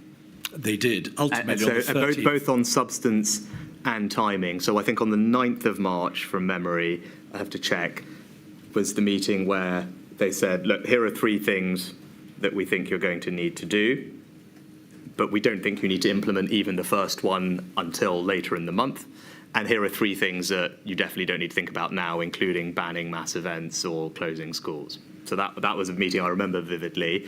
Now, that was on the 9th, I think. That was the week of the 9th of March. And then what happened on what then they came back with timing advice, which on the 12th was more specific, and the timing advice on the 12th said you don't need to implement the first of these until I think the 20th, and the other two later. Then that all changed on the 16th. Well, there was a 13th stage where they said don't allow a concern about the timing of implementation to delay anything you might wish to do. So there was a change on the 13th in terms of material from Sage, and the evidence is quite clearly that there were dramatic changes in the approach over that weekend. I think the 16th is the meeting that I remember, which is where, and I think the imperial modelling had come out at around the same time. Sage themselves said at that moment in time, and it's recorded in the minutes, that their view had changed just in the past few days. So I think that's what you recall. Yes, in those mid-teens days, something changed. I do remember it was the imperial modelling that had come out at around the same time, which no doubt was a factor, but again, you'd have to ask them.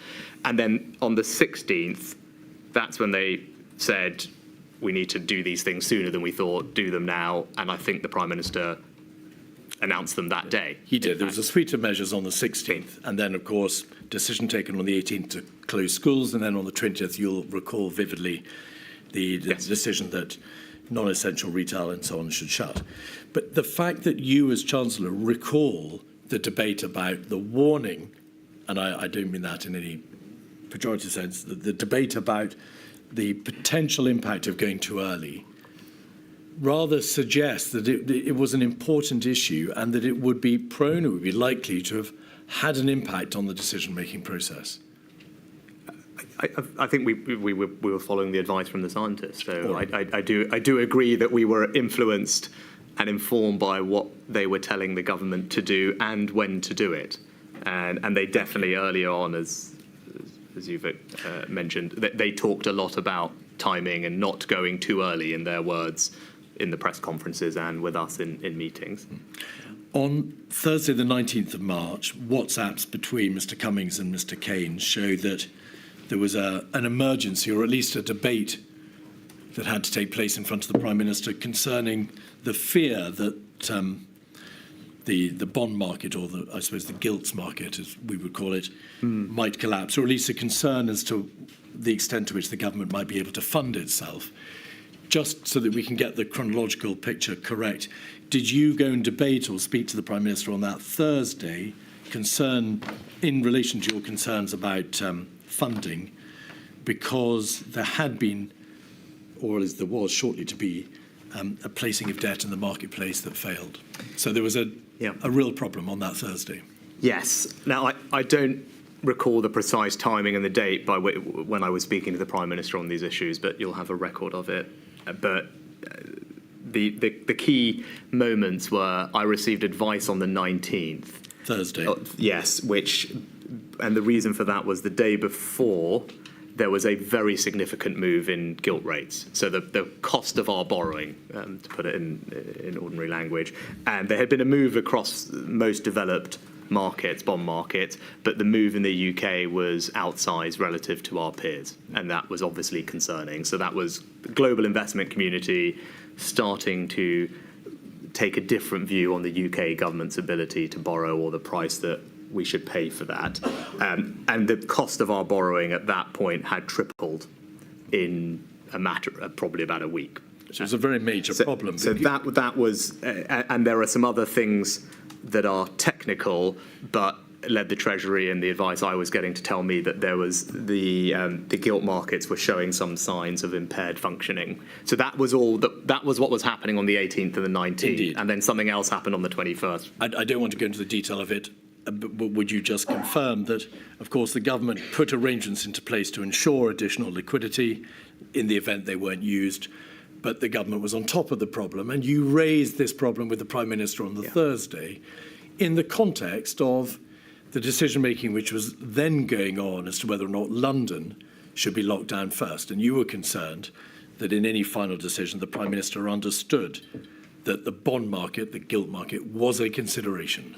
Yes. Is that a fair? So I think it's worth, if you don't mind me just spending a minute on it, because I do think it's important for the context of the time, because it was incredibly worrying to me as Chancellor.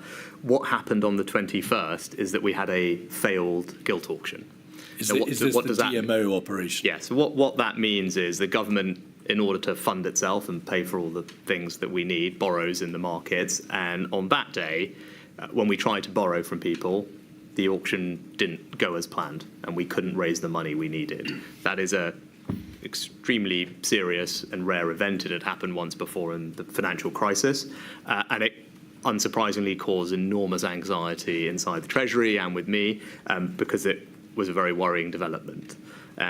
Subsequent to that, the government had to enter into, I think, what you were referring to, Mr. Keith, which was something called the Ways and Means Facility, which, again, in ordinary parlance is an overdraft facility at the Bank of England. It's the government saying, we're not sure if we're going to be able to borrow the money that we need and fund ourselves, so we will open up essentially an overdraft at the Bank of England, and if need be, they will just fund us, which is, again, almost unprecedented.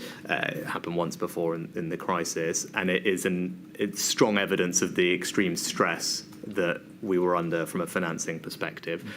Sorry to explain, but I think it's important for understanding the context that I was operating in, and that's what I would have, over the course of those few days, no doubt have explained to the Prime Minister. And what did you understand to have been the impact of you telling the Prime Minister about your concerns? So in the context of the debate which was running on, of course, during those days as to the extent to which further measures would need to be imposed, and of course, ultimately, whether there should be a lockdown decision, what impact did your concerns about the gilt or the bond market and the government's ability to fund itself have on that decision-making process? And I ask, fund yourself. So you're clear, there is some suggestion that there wasn't that Thursday mooted the possibility of locking down London in advance of the rest of the country. And we want to know to what extent that decision was influenced by the concerns about government borrowing. I think probably a question for the previous Prime Minister, really, because he would have been hearing lots of different things from lots of different But you people. must have expressed a view on it to the Prime Minister when you spoke to him on the Thursday. I don't recall, other than explaining to him the stress that we were under, and it was a relevant consideration for him. That's why he had an impossible job in many ways to balance all these very difficult things. But with regard to London specifically, I recollect that meeting, and I recollect that the priority intervention that had been recommended, suggested by Sage, was to close schools. And we did that. The Prime Minister announced that, I think, on the same day as the meeting, on the 18th, not just in London, but nationally. Yes. So in terms of the substantive, here are these set of options for London, the one in the papers that it says would be most effective was closing schools. That was announced the same day by the Prime Minister, acted on. What debate did you have with the Prime Minister about whether or not locking London was an advisable step to take in light of your concerns about the gilt market? I don't recall a specific meeting or conversation about those two things. I think more generally, as I've said, my job was to provide him with best economic evidence, advice, analysis, and it was a relevant consideration for him that there was this situation in the gilt markets. It was right that he was aware of that. And of course, with regard to London, we took the advice of Sage and closed schools, not just in London, but across the entire country on the same day that that advice came to the committee. Yes, the decision was then announced on the 18th to take effect from the 20th. On the 20th, that's right. In your statement, so that we can understand, and it's a matter of obviously huge public interest, we can understand the nature of the impact of the lockdown decision. Have you set out, and we'll have your statement at page 53, at paragraphs 182 to 187, the scale of the economic and social impact of the pandemic restrictions? Mr. Sunak, I'm going to respectfully ask you to try to keep your answers as concise as you can. Perhaps you might just agree with the following proposition.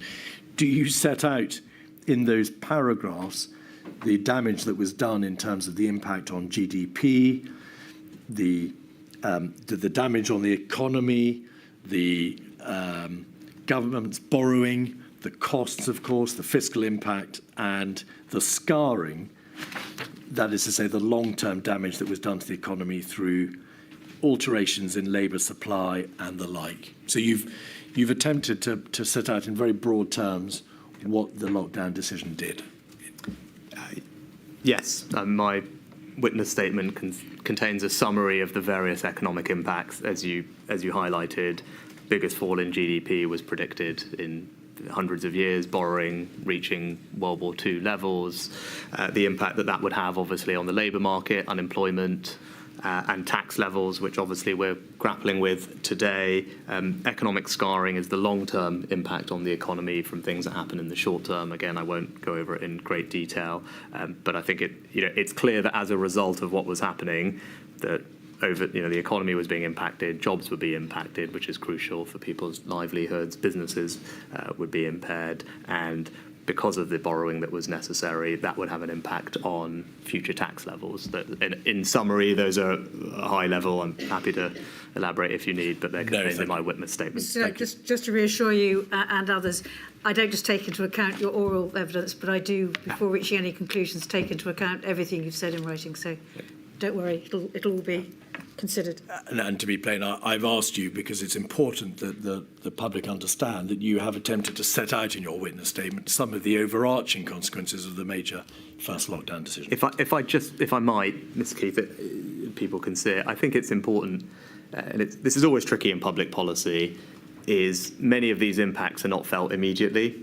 They're felt over time. And that is always a tough thing to deal with when you're communicating. But as it turned out, we were able to borrow what we needed to fund the pandemic response. The impact of having to pay it back only comes well after the fact, when everyone everyone forgets why it was necessary, and now everyone is grappling with the consequences. I am grappling with the consequences of that as we have a historically high, a tax burden that is higher than I would like. That is a direct consequence of the support that was provided during the pandemic and then later on. But as I said, those things are often hard to get across, but they're all contained in the statement. Let's please not go onto the issue of tax burdens. There are two issues to which you pay particular attention in your statement following the lockdown in March and April 2020, Mr. Sunak. The first is the HMT expressed concern that there'd been over-compliance with the government's stay-at-home messaging during the first lockdown. Essentially, you were concerned, and your department was concerned, that the public hadn't understood sufficiently clearly from the government's communications that they should go to work only if they could not work from home, and that the messaging perhaps had the nuance of that position had been lost in the overall messaging, stay at home to help us save lives. What did the Exchequer do about that? Was there any means open to you to try to change the messaging or to try to ensure that people did go to work where they permissibly and legally could do so? You're right in summarising the situation. Perhaps the best example of it is in the construction industry, which, because it was by its nature outdoors and we'd seen what had happened in other European countries, more activity was able to be continued in Europe than was the case in the UK.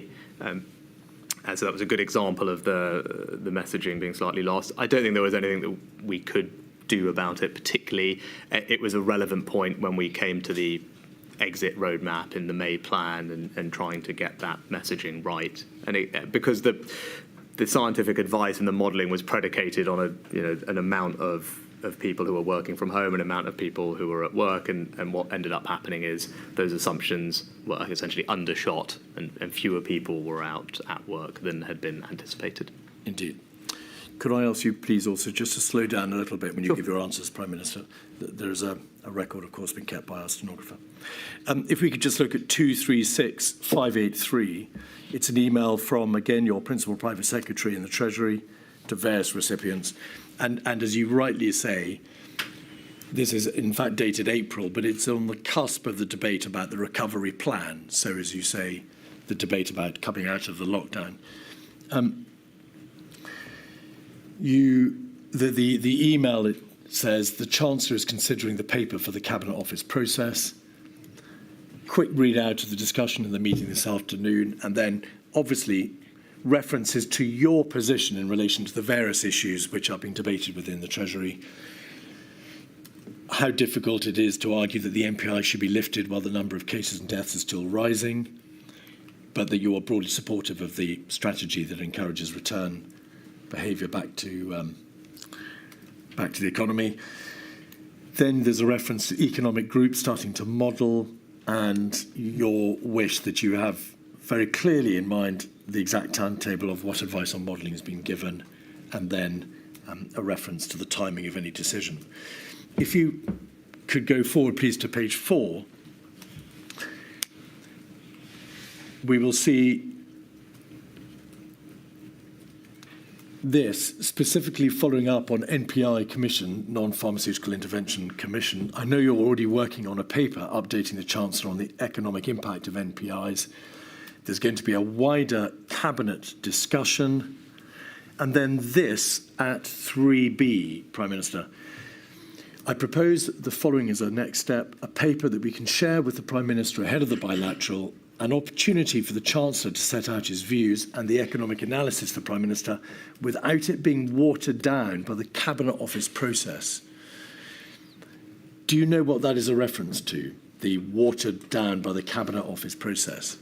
Because plainly, you as the Chancellor are absolutely entitled, you suggested it yourself, perhaps constitutionally obligated to bring the economic angle to bear in front of the Prime Minister, without it being watered down by any other part of government. So what is that a reference to, do you think? Obviously, I didn't write the email, so it's hard for me to comment. And if you flick back to the earlier bit of the email, I think, actually, as you can see from that, it clearly mentions a Cabinet Office process. Yes. Which is right and appropriate, but also, even when it talks about modelling on sectors, to bring that together with CMO thinking on the health impacts. But I think even in that email you can see, as I said, I didn't write it, so I'm not sure entirely what it's referring to, but it's clear that there is a Cabinet Office process that we are feeding into, CMOs feeding in, and that's the right way for the Prime Minister to receive. There is no suggestion but that there shouldn't be a process. There has to be a process. The Cabinet Office will synthesise to some extent what is contributed by other government departments. But these are the most senior officials in your department talking about your position and your thoughts and what should be done in advance of a bilateral. And it refers to a concern that your voice might be watered down by the Cabinet Office. And therefore, that must have been something of which you were aware, if only in the most general terms. I think, as I said previously, I never felt that I didn't have an opportunity to feed in what I wanted to the Prime Minister. And again, I didn't write the email. I'm not sure how officials may have felt in their conversations with other departments or the Cabinet Office. I generally thought we had good, constructive relations. And for my part, I felt I always had the opportunity to feed into the Prime Minister's thinking. Right. A second noteworthy debate was taking place before we look at the detail of the roadmap. You expressed concern in May, in fact at a 9:15 meeting on the 14th of May, that international polling had suggested that the British people were more fearful of the virus than other countries. And in the Spectator article, to which I've already referred you, you state that when you say this, it's quoted, "In every brief, we tried to say, let's stop the fair narrative. It was always wrong from the beginning. I constantly said it was wrong." What was that about? What was your concern about the general response of the British people? Again, from an economic perspective, we are a consumption-driven economy, and therefore people's jobs and livelihoods and our ability to pay for public service is a function of consumption being strong. And if you have a situation like this where we've actively discouraged or shut down consumption sectors from operating, once they reopen, it was a point of concern for me and for anyone thinking about the economy and those jobs as to the pace of return, of people returning to normal activity over time. Because if they didn't, then that would have significant implications for many people's jobs. And those sectors of the economy, and this is a really important point, that were most impacted by lockdown, these consumption sectors, hospitality, leisure, tourism, retail, disproportionately employed people who were the most vulnerable in society.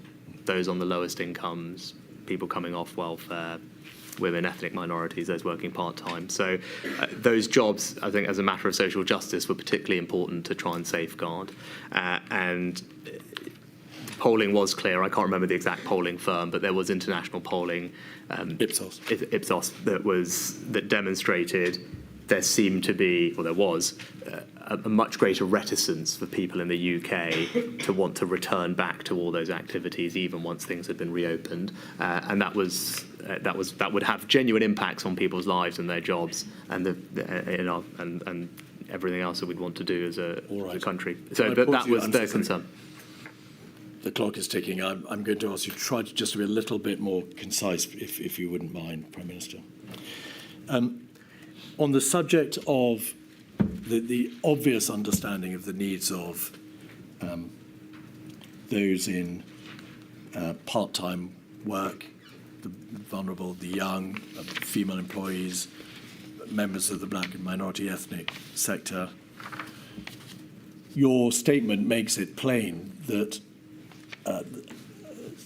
if not at the forefront, certainly a major part of the Exchequer's thinking throughout the pandemic was the need to ensure that their interests were not forgotten, and that as much should be done as possible and ought to be done as possible in terms of trying to get the consumer sector back to life, to safeguard their position. And we'll just have a quick look where you've summarised the position. It's your statement 232069, and the interventions are at page 26.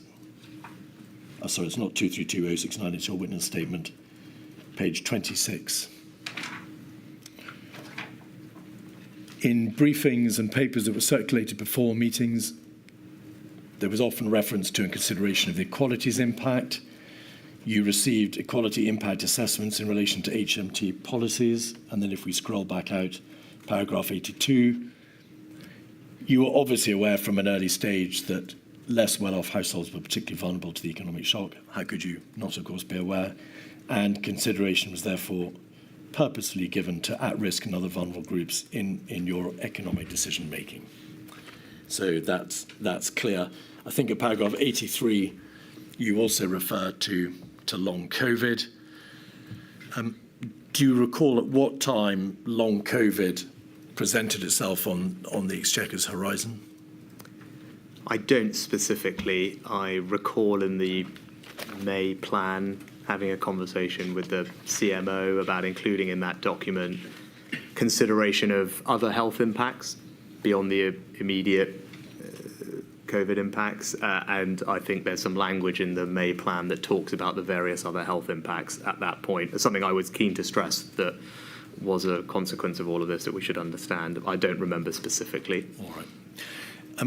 And on account of, as you rightly say, the need to ensure that the retail and hospitality sectors could be brought back to life as soon as reasonably possible, the Treasury pushed, indeed, for the sector to be opened ahead of schools. That was the original position of HMT, was it not? I think if I recall, it wasn't ultimately what happened, but I think that was the Exchequer's position. If I recall it correctly, when I was having these deliberations or participating in them in May, there's a letter I sent to the Prime Minister that contains it. Non-essential retail, I think you'll have the exhibit that may be helpful. I talk about non-essential retail because of the economic, the jobs, there are millions of jobs, and particularly the type of people in those jobs. But also, as we later discovered, and was my sense during, Sage themselves later said that non-essential retail had a very minimal impact on R. That was what all the evidence concluded, that it was very minimal impact on R. And now, with regard to schools, I'd said in that May thing, they should be opened, particularly the early years, alongside or immediately after non-essential retail and before hospitality, because I care very much about the impact on children and their educational attainment and development, and that letter talks about those things. So retail because of the jobs and because it had minimal impact, immediately alongside Do you that, think he really particularly cared? the early 'Cause I years don't. education of schools and nurseries, and it was only after that hospitality. So that was the sequencing in the Indeed. letter I wrote in May. If we have 236585, it's an email from your principal private secretary to various recipients.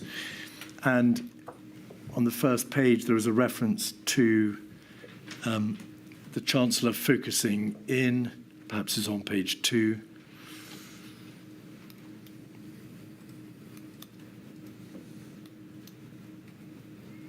Yes, the second bullet point. Therefore, need hospitality open in the summer, July, and to, here's this, and to stage things, this means open sectors now, schools early June, and non-essential between the two in mid-May. So suddenly at the beginning of May, and this is dated, I think, the 4th of May, the proposal from the Treasury is we've got to get hospitality and particularly non-essential open, and then schools will follow. And there's another letter, an email, 232085, paragraph point 17 on on you. page 2. This is your letter Yeah, delivering our children, roadmap dated until it May. wasn't expedient. Until it wasn't Paragraph expedient. 17. We must then continue with our plan to return early years reception in years 1 and 6 to school. That is continuing after the opening of non-essential retail. Can you recall why or how the final position was reached, the order of play in which schools and non-essential retail opened? Do you recall how that debate was resolved? No, not particularly. I think you said previously, Ms. Keith, that hospitality was before schools, which is, as you said there, it's not. It was retail and education pretty much together, one after another, and hospitality later. That was the position that was reached, yes. But that was also what that email said. Right. The one that you had previously popped up also had hospitality in July and schools and retail before then. You called in according to the email from your principal private secretary dated the 4th of May, she says open sectors now, then schools early June and non-essential between the two. So open sectors now, then non-essential, then schools. But it says hospitality thereafter. It says hospitality. I don't have it in front of me, but it had hospitality. Let's have a look. July. 236585. On my reading of it, if you look at the months, I don't think between the two makes sense. Well, I mean, I think it's if you have the second page up. yes, it's the second page. I think it said need hospitality open in summer brackets July. This means open sectors now, schools early June, and non-essential between the two mid-May. So non-essential is coming in before schools. Yes, That's but just a couple of weeks. But I think what you'd said that hospitality was also coming in. I just want to reiterate that was never the case. Between the two underlines doesn't make sense. what he It's just said. first. It was retail and this was schools. your policy, Prime Minister. Your policy. Well, all I'd say is that the point was to do retail and schools a couple of weeks apart in May, June. Hospitality was always summer because it was the last thing. Retail because, as you see from the letter that you had up in May, the jobs and the people particularly employed in those jobs, again, people who are more vulnerable work in retail on lower incomes. And actually those jobs therefore have, I think, a broader social purpose or benefit as well as the job itself.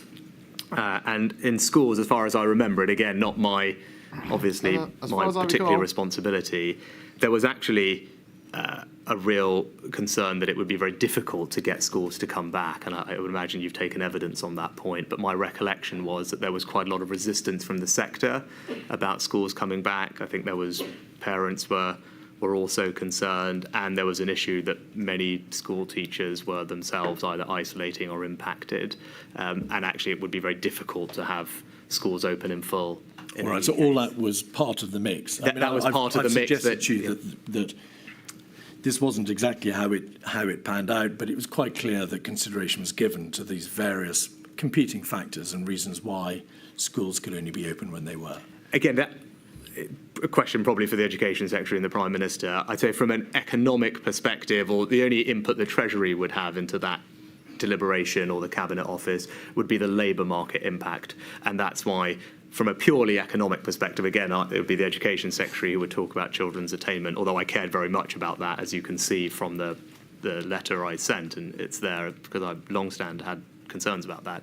But from an analytical perspective, what the Treasury could do is explain, I mean, unsurprisingly, if you open early years and children and primary school children, that it has a disproportionate benefit on the labour market because it means their parents can return to work in a way that doesn't. You don't necessarily get that benefit from older students. But all right. Around the same time, in fact, on the 7th of May, you expressed to a COVID-S, Mr. Sunak, your concern that unless the economy was reopened at perhaps a somewhat faster speed than some other cabinet ministers were advising,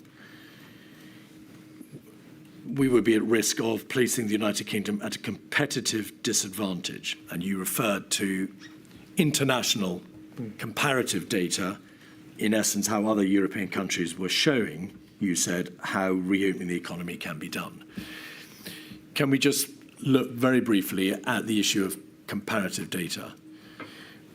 Did the Treasury, throughout the whole crisis, refer repeatedly, of course, to what other countries were doing, what their data was demonstrating, what ultimate decisions they were taking in light of their own particular positions? And was that something that was at the forefront of the debate when these arguments came to be ventilated in front of the Prime Minister? I think it's probably too much to say it was at the forefront, but certainly right to say it was another piece of information that was helpful and worth taking into account. Yes. All right. On the 28th of April, so again around this time, you had a bilateral with the Prime Minister, 236584. Again, this is a note from your Principal Private Secretary referring to a bilateral on Tuesday. The subject matter is PM bilateral on Tuesday. On the first page, there is a reference to the Prime Minister's instinct, we can see there in the first bullet point, being that we might have overdone lockdown, telling that no other countries closed construction, turned to our international slide, but said, interesting, that there are new opportunities coming out of this and online is growing. And he also says a little later down the page, a little further down the page, that the sooner gets this open, the better, but then refers to the risk of another exponential increase. And I think he says, overall, he's agitated that he didn't have a plan. Yes. To what extent in these early days of the roadmap, Mr. Sunak, was the Prime Minister concerned that, or concerned as to how he would equate the imperative of making sure that there be no unnecessary risk in growth in prevalence and the need to get the economy back going? It must have been a source of perpetual anxiety, and you had these debates with him as to how he should resolve them. Again, probably better addressed to him, but we recapped previously the economic impacts. By this point, we had a much greater sense of what they were because we were, I don't see the date of this email, but I think did you say May or end of April? Yes, it's it's the end of April, 28th of April. The government's independent forecaster, the OBR, had published their reference scenario, I think perhaps a week, 10 days before this, so that would be in the public domain. It was pretty stark. I won't recap it all again, but that was then out there, and we were collecting real-time data on the number of people who were furloughed, the businesses that were shut, et cetera, et cetera. So it would be unsurprising if that wasn't something that he was considering. There is an email from, again, the same Elizabeth Perelman on the 21st of May, 232168. This is an email which follows yet another meeting with the Prime Minister, in which she says, I think probably on page 2,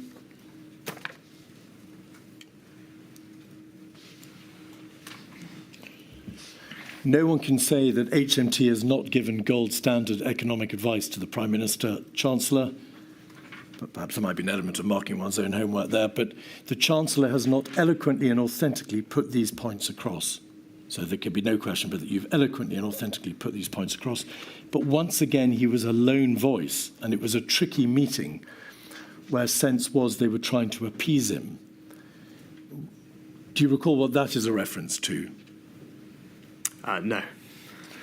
Was it, do you think, a reference to the fact that in this particular meeting, you had argued for an opening up of the economy, but the majority of the room had expressed its combined view that the risk of opening up too fast would have terrible consequences further down the road? Was that not the debate that was going on at the time? I can't comment on the particular meeting because I don't recall it.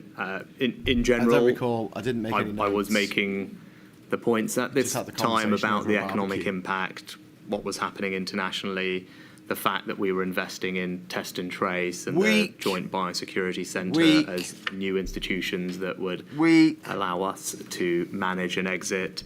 And I was also concerned at this point in time about the data that we were receiving on transmission and admissions. And I think it was exactly around this time that it was clear that we had probably been overestimating R. That's something that SAGE themselves acknowledged a bit later.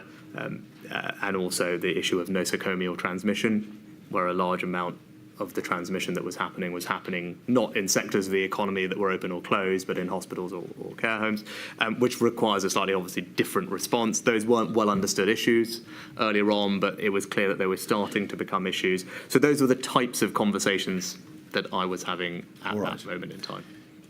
Do you recall in June how an HMT official who attended SAGE provided a readout which referred to the fact that the CMO, Professor Sir Chris Whitty, and the government's chief scientific advisor, Professor Sir Patrick Vallance, began to warn that the package of measures for reopening, in particular the beginning of July, was at the riskier end of the spectrum and therefore had the potential to increase R above 1. Do you recall that warning being relayed to you or to the Treasury at the end of June?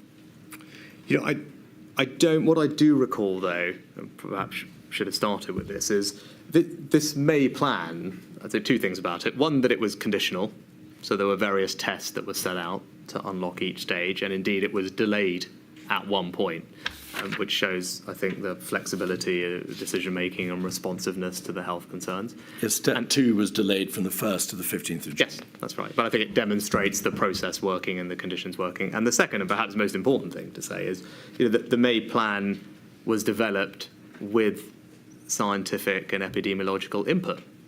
And it was modelled at SAGE in early May. I remember the CMO, and again, this is recorded in the minutes of the COVID strategy meeting at the time, saying that this package of measures should not push R above 1. What is he doing with his right that was hand? my strong what was that? That was in the What do you do COVID with your right strategy hand, meeting, I Rishi? think, I haven't got the exact date in front of me, in May. I'm happy to send it. It's in my witness statement. By June, Mr. Sunak, wasn't the scientific evidence, the epidemiological evidence from SAGE and from the CMO and the GCSA, was that the measures which had been agreed, first proposed and then agreed, were at the riskier end of the spectrum?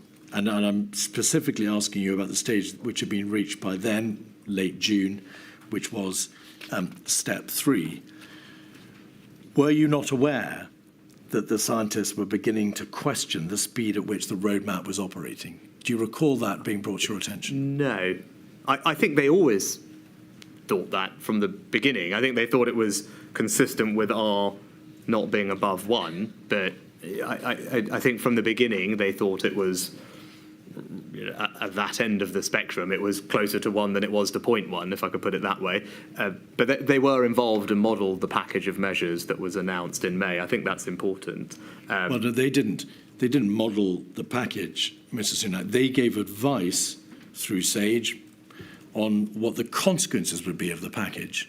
And then it was for the government, the Prime Minister in particular, to decide what consequences would flow from whatever he decided. So that's, again, I don't have a perfect recollection, but I thought in May, either on the 2nd or 5th, around that time, that SAGE had modelled the impact on R of the various measures under consideration.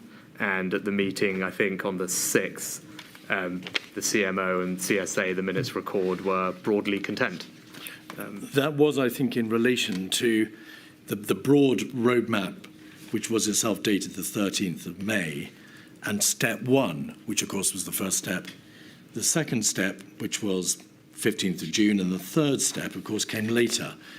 And by the end of June, the 23rd of June, the CMO and the GCSA were warning that the package of measures was at the riskier end of the spectrum, with the potential to increase R above 1.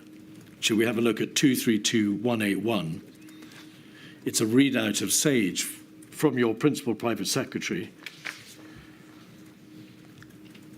Vallance noted the heavy trailing in the press of the measures the government has now announced it will relax. He and Whitty had made clear to the policymakers that this package was at the riskier end of the spectrum, with the potential to increase R above 1, and that they needed to be prepared to reimpose measures if necessary. Noted also this package reduces the space for doing other things like bringing schools back in September. If schools are to return, policymakers may have to reimpose restrictions in other places like retail. The government had obviously made the various decisions that it made in relation to the 3 steps in the roadmap. But by the end of June, the Treasury was, of course, considering the voucher scheme that became Eat Out to Help Out. Was that not something that was being contemplated at the end of June, with a view to its implementation in August? Yes, I mean, I don't recall seeing that email, so that didn't come to me. As I said, the exit plan I don't recall was seeing anything developed written and down. hadn't changed, and We I just organised everything strongly over about. recall it being modelled in terms of the impact on God. R. This is and not going well for people Rishi Sunak. broadly being comfortable that it did just about keep things at that level. And I think the other thing, as I said, that was relevant consideration at this time was that in June, probably actually 3 days before this email, the SAGE minutes record that there had been errors that meant that for some time they had been overestimating the rate of transmission, making it look artificially high. Well, so there was an issue about hospital data, was there not? Yeah, I mean, I think in the SAGE minutes from the 20th of June, it's very clear that SAGE, because there were errors in the data collection, so it meant that all the numbers we were working off were artificially high. There was also a separate conversation. Forgive me, just so that we don't lose track of where we're going. Yeah, but I think it's a relevant consideration. Just, if you just bear with me. Of course. In the same email, in the middle of the page, there's a bullet point which refers to that very issue. The NHS have looked into the serious concerns raised by the modellers about the hospital admissions data and claim it's causing no more than a 5% error in that data stream. So there was a debate about the significance of the error and what its impact was, but the NHS appeared to say there was no more than a 5% error. But be that as it may, whatever the position was on the data, the CMO and the GCSA were raising a general alarm at the end of June about the risk that the transmission prevalence would go up and that the package which had already been agreed was itself already at the riskier end of the spectrum. So the question for you is, to what extent did HMT understand at the end of June that whatever it proposed to do thereafter came with significant risk? That's just not my recollection of it. I mean, my recollection was that we went over a set of things that could be done. It was conditional. It was delayed at one stage on the advice from the scientists. So I think that shows that the process was working. I think there were genuine issues about the robustness of the data, but also where the R was coming from, because there was this issue about nosocomial transmission that was definitely not properly understood at the time, potentially accounting for up to a quarter of the transmission, which obviously requires a very different response. But also, I think analysis has been done subsequent to this that I wasn't aware of at the time from, I think, professors of medicine and economics at Imperial in Manchester that applied a Quayle analysis to the first lockdown and its duration. And their Quayle analysis, which you'll be familiar with as a tool of health, public health analysis, suggested that the lockdown in its severity and duration is likely to have generated costs that are greater than the likely benefit. Well, so I think I wasn't aware of that at the time. I'm so sorry. I think I don't want to get into quality life assurance models. Is it your position as the Chancellor that at the end of June you are unaware that the government's chief advisors, epidemiological public health advisors, were making clear that the existing package was already at the riskier end of the spectrum, and therefore that going forward, real care would have to be taken to ensure that that prevalence and the R rate going above 1 did not eventuate? I was always clear that schools was something they viewed as a big risk factor, which I think is alluded to in that email. Did you know that the package in place was at the riskier end of the spectrum epidemiologically? I don't precisely remember that, but I do remember it was modelled and designed to keep R at or below 1. All right. And as I said, I'm sure it was closer to 1 than it was to 0.1. But remember, as we've discussed in the first session, policymakers are taking into account a whole range of considerations, and the objective strategy here was not to completely suppress the virus. It was to make sure that the NHS was not overwhelmed. That is consistent with a range of R ratios. The point is well made. Ultimately, the Prime Minister has to make the final decision, and he'll take into account the risk, he'll take into account the economic and fiscal consequences.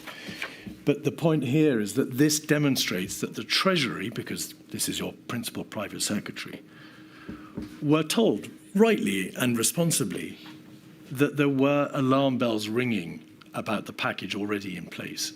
And therefore, the Treasury could not have been unaware that whatever it proposed in the public interest economically going forward came with risks. I mean, there is no way which any responsible Treasury could consider implementing plans without having at least half an eye on the epidemiological consequences. Otherwise, she wouldn't have been writing to you in this term. My God. I said I didn't write this email, and you didn't see it. I rarely ever saw these emails. Ever. That's just not something that I would have done. Right, I would have been briefed here and there on things that I needed to know, but I definitely didn't see these emails on a regular basis. Questions like risk and whether or not Treasury plans would have an impact upon prevalence and an increase in transmission and ultimately hospitalisation and death were obviously issues which were brought to your attention. Yes, and my strong recollection is that the set of measures that were announced in the May plan was one which the scientists had fedded on, had modelled, and was consistent with R being at or below 1. And on their advice, one step of that plan was delayed for, I think, a fortnight in June. And there were measures that were continued with after this email, which rather suggests that there wasn't a significant concern raised, because when they had raised a concern previous to this, the government acted on it with regard to delaying whichever step it was, step 2 or step 3. So I think there is a track record of the government responding to the concerns that the scientists had and actively delaying a stage of the unlocking. All right. So that's all I can remember about that event. Yeah. That's clear. Can I squeeze in one further topic before the break? Very it's good this, point, Paul. and we can deal with it very shortly. Your statement refers to the issue of PPE. Prime Minister, that is, as you know, a matter for a later hearing, but you address the issue of PPP from a high-level Treasury perspective. Is this a fair summary of the position insofar as the Exchequer was concerned? Plainly, HMT involvement in the issue of PPE commenced right at the beginning. It commenced in March 2020, is that right? Yes, that is right. All right. And although at the beginning the Treasury was obligated to approve individual PPE contracts at the request of the DHSC, the Treasury agreed to depart from the usual process and put into place a flexible spending control envelope. So the DHSC were given an envelope within which they could spend and within which they could enter into PPE contracts without having to go to the Treasury or the Chief Secretary to the Treasury or you. And that funding envelope started, I think, at £100 million on the 25th of March, but by the 11th of April, it was £1 billion. Is that a fair summary of the envelope position? Yes, it's probably worth me expanding on it. Well, only if you think that we'd be greatly assisted by it, given that there is another module looking at it, but it may or may not be the case. You'll have to give evidence in that module, and I'm trying to cover the possibility you might not, Mrs. Sunak, by asking you just to agree with my general proposition now. I think that the first thing to say is I wasn't involved in it day to day because it was led by the Chief Secretary. Yes. Generally, we aim to move at pace given the urgency of the requirements.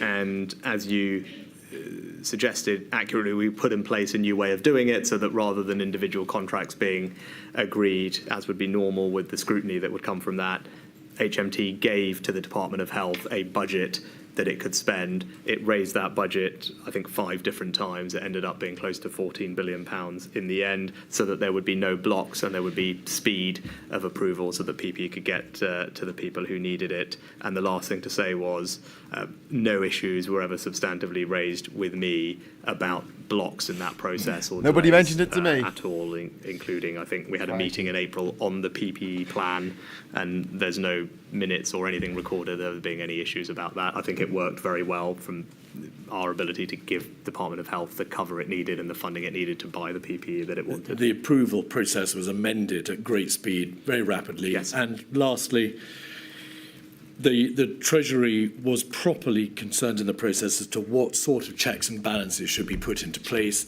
and that was something then that was negotiated between yourself and the DHSE. So you might suggest, well, these are the sorts of conditions which you need to apply when you enter into individual PP contracts. So you kept a controlling hand on the overarching system of checks and balances whilst not being concerned with the individual deals. Yes, Really but those cold in overarching here. conditions were deliberately flexible And they changed over time. so that there could be no issue with Department of Health procuring the PPE that it wanted at the speed that it wanted. And as I said, led primarily by the CST, but there was a deliberate change to the normal processes to enable pace at the expense of the same normal amount of rigour and scrutiny that would go into those approvals. Thank you. Right. I've been asked to take a shorter lunch hour. I'm very sorry. Sorry, lunch break. So I shall return at 5 to 2. Okay, we shall do that. We shall arrive at 13:55. Arrive? Return. We will return in a few moments. I'll just do this. Hello! Ooh. So yeah, Graham needs a tea maker. Well, I do have my glamorous assistant, Catherine, but actually she works full time as well. So yeah, a bit difficult to sort of go, make me tea. I can't really do that. I have to make my own. Right, so I'm gonna cut off now. We're gonna end this feed, and then we're gonna start part 2 at 5 minutes to 2 o'clock. And so go and have something to eat. Go and brush your teeth. Do whatever you need to do. Go for a walk. I might actually go for a walk because it's been raining the last week and I've not been out. Well, I've been out, but it's been miserable. So I might actually just go for a walk around the block just to get some fresh air. But I'll be back here at 5:22 for the next part of the COVID inquiry. And I'm hoping that Captain Park Roberts is right, saying that it's leading up to the Eat Out to Help Out thing, which was an incredibly large disaster. And it's not just that it was a disaster. I mean, he will argue that other countries had just as big a, climb in COVID cases during the September and October of that year, and other countries, faster, who didn't have an Eat Out to Help Out policy, but they had other policies that were just as disastrous. The thing is, and the thing that I hope that Hugo Keith KC absolutely nails him on, is that he claimed at the time that he was following the science. But the 3 scientists that they've had in the COVID inquiry a couple of weeks ago all said that with Eat Out and Help Out, they were not consulted. So that just rides a coach and horses through that defence. It was obviously a decision made by Rishi Sunak to help his mates out, I would say. Cheers to the stream, Graham, says Guardy. Well, cheers for joining me. Keep me sane. I mean, imagine just having to watch that with no one else to talk to, and you can't really leave comments that come up on the screen. That's why we're here. Okay, so thank you so much for joining us today on Labour Social. I'll be back in about 45 minutes time by the looks of things. Until then, I'll say thanks for watching. Hello, good evening, welcome, and goodbye.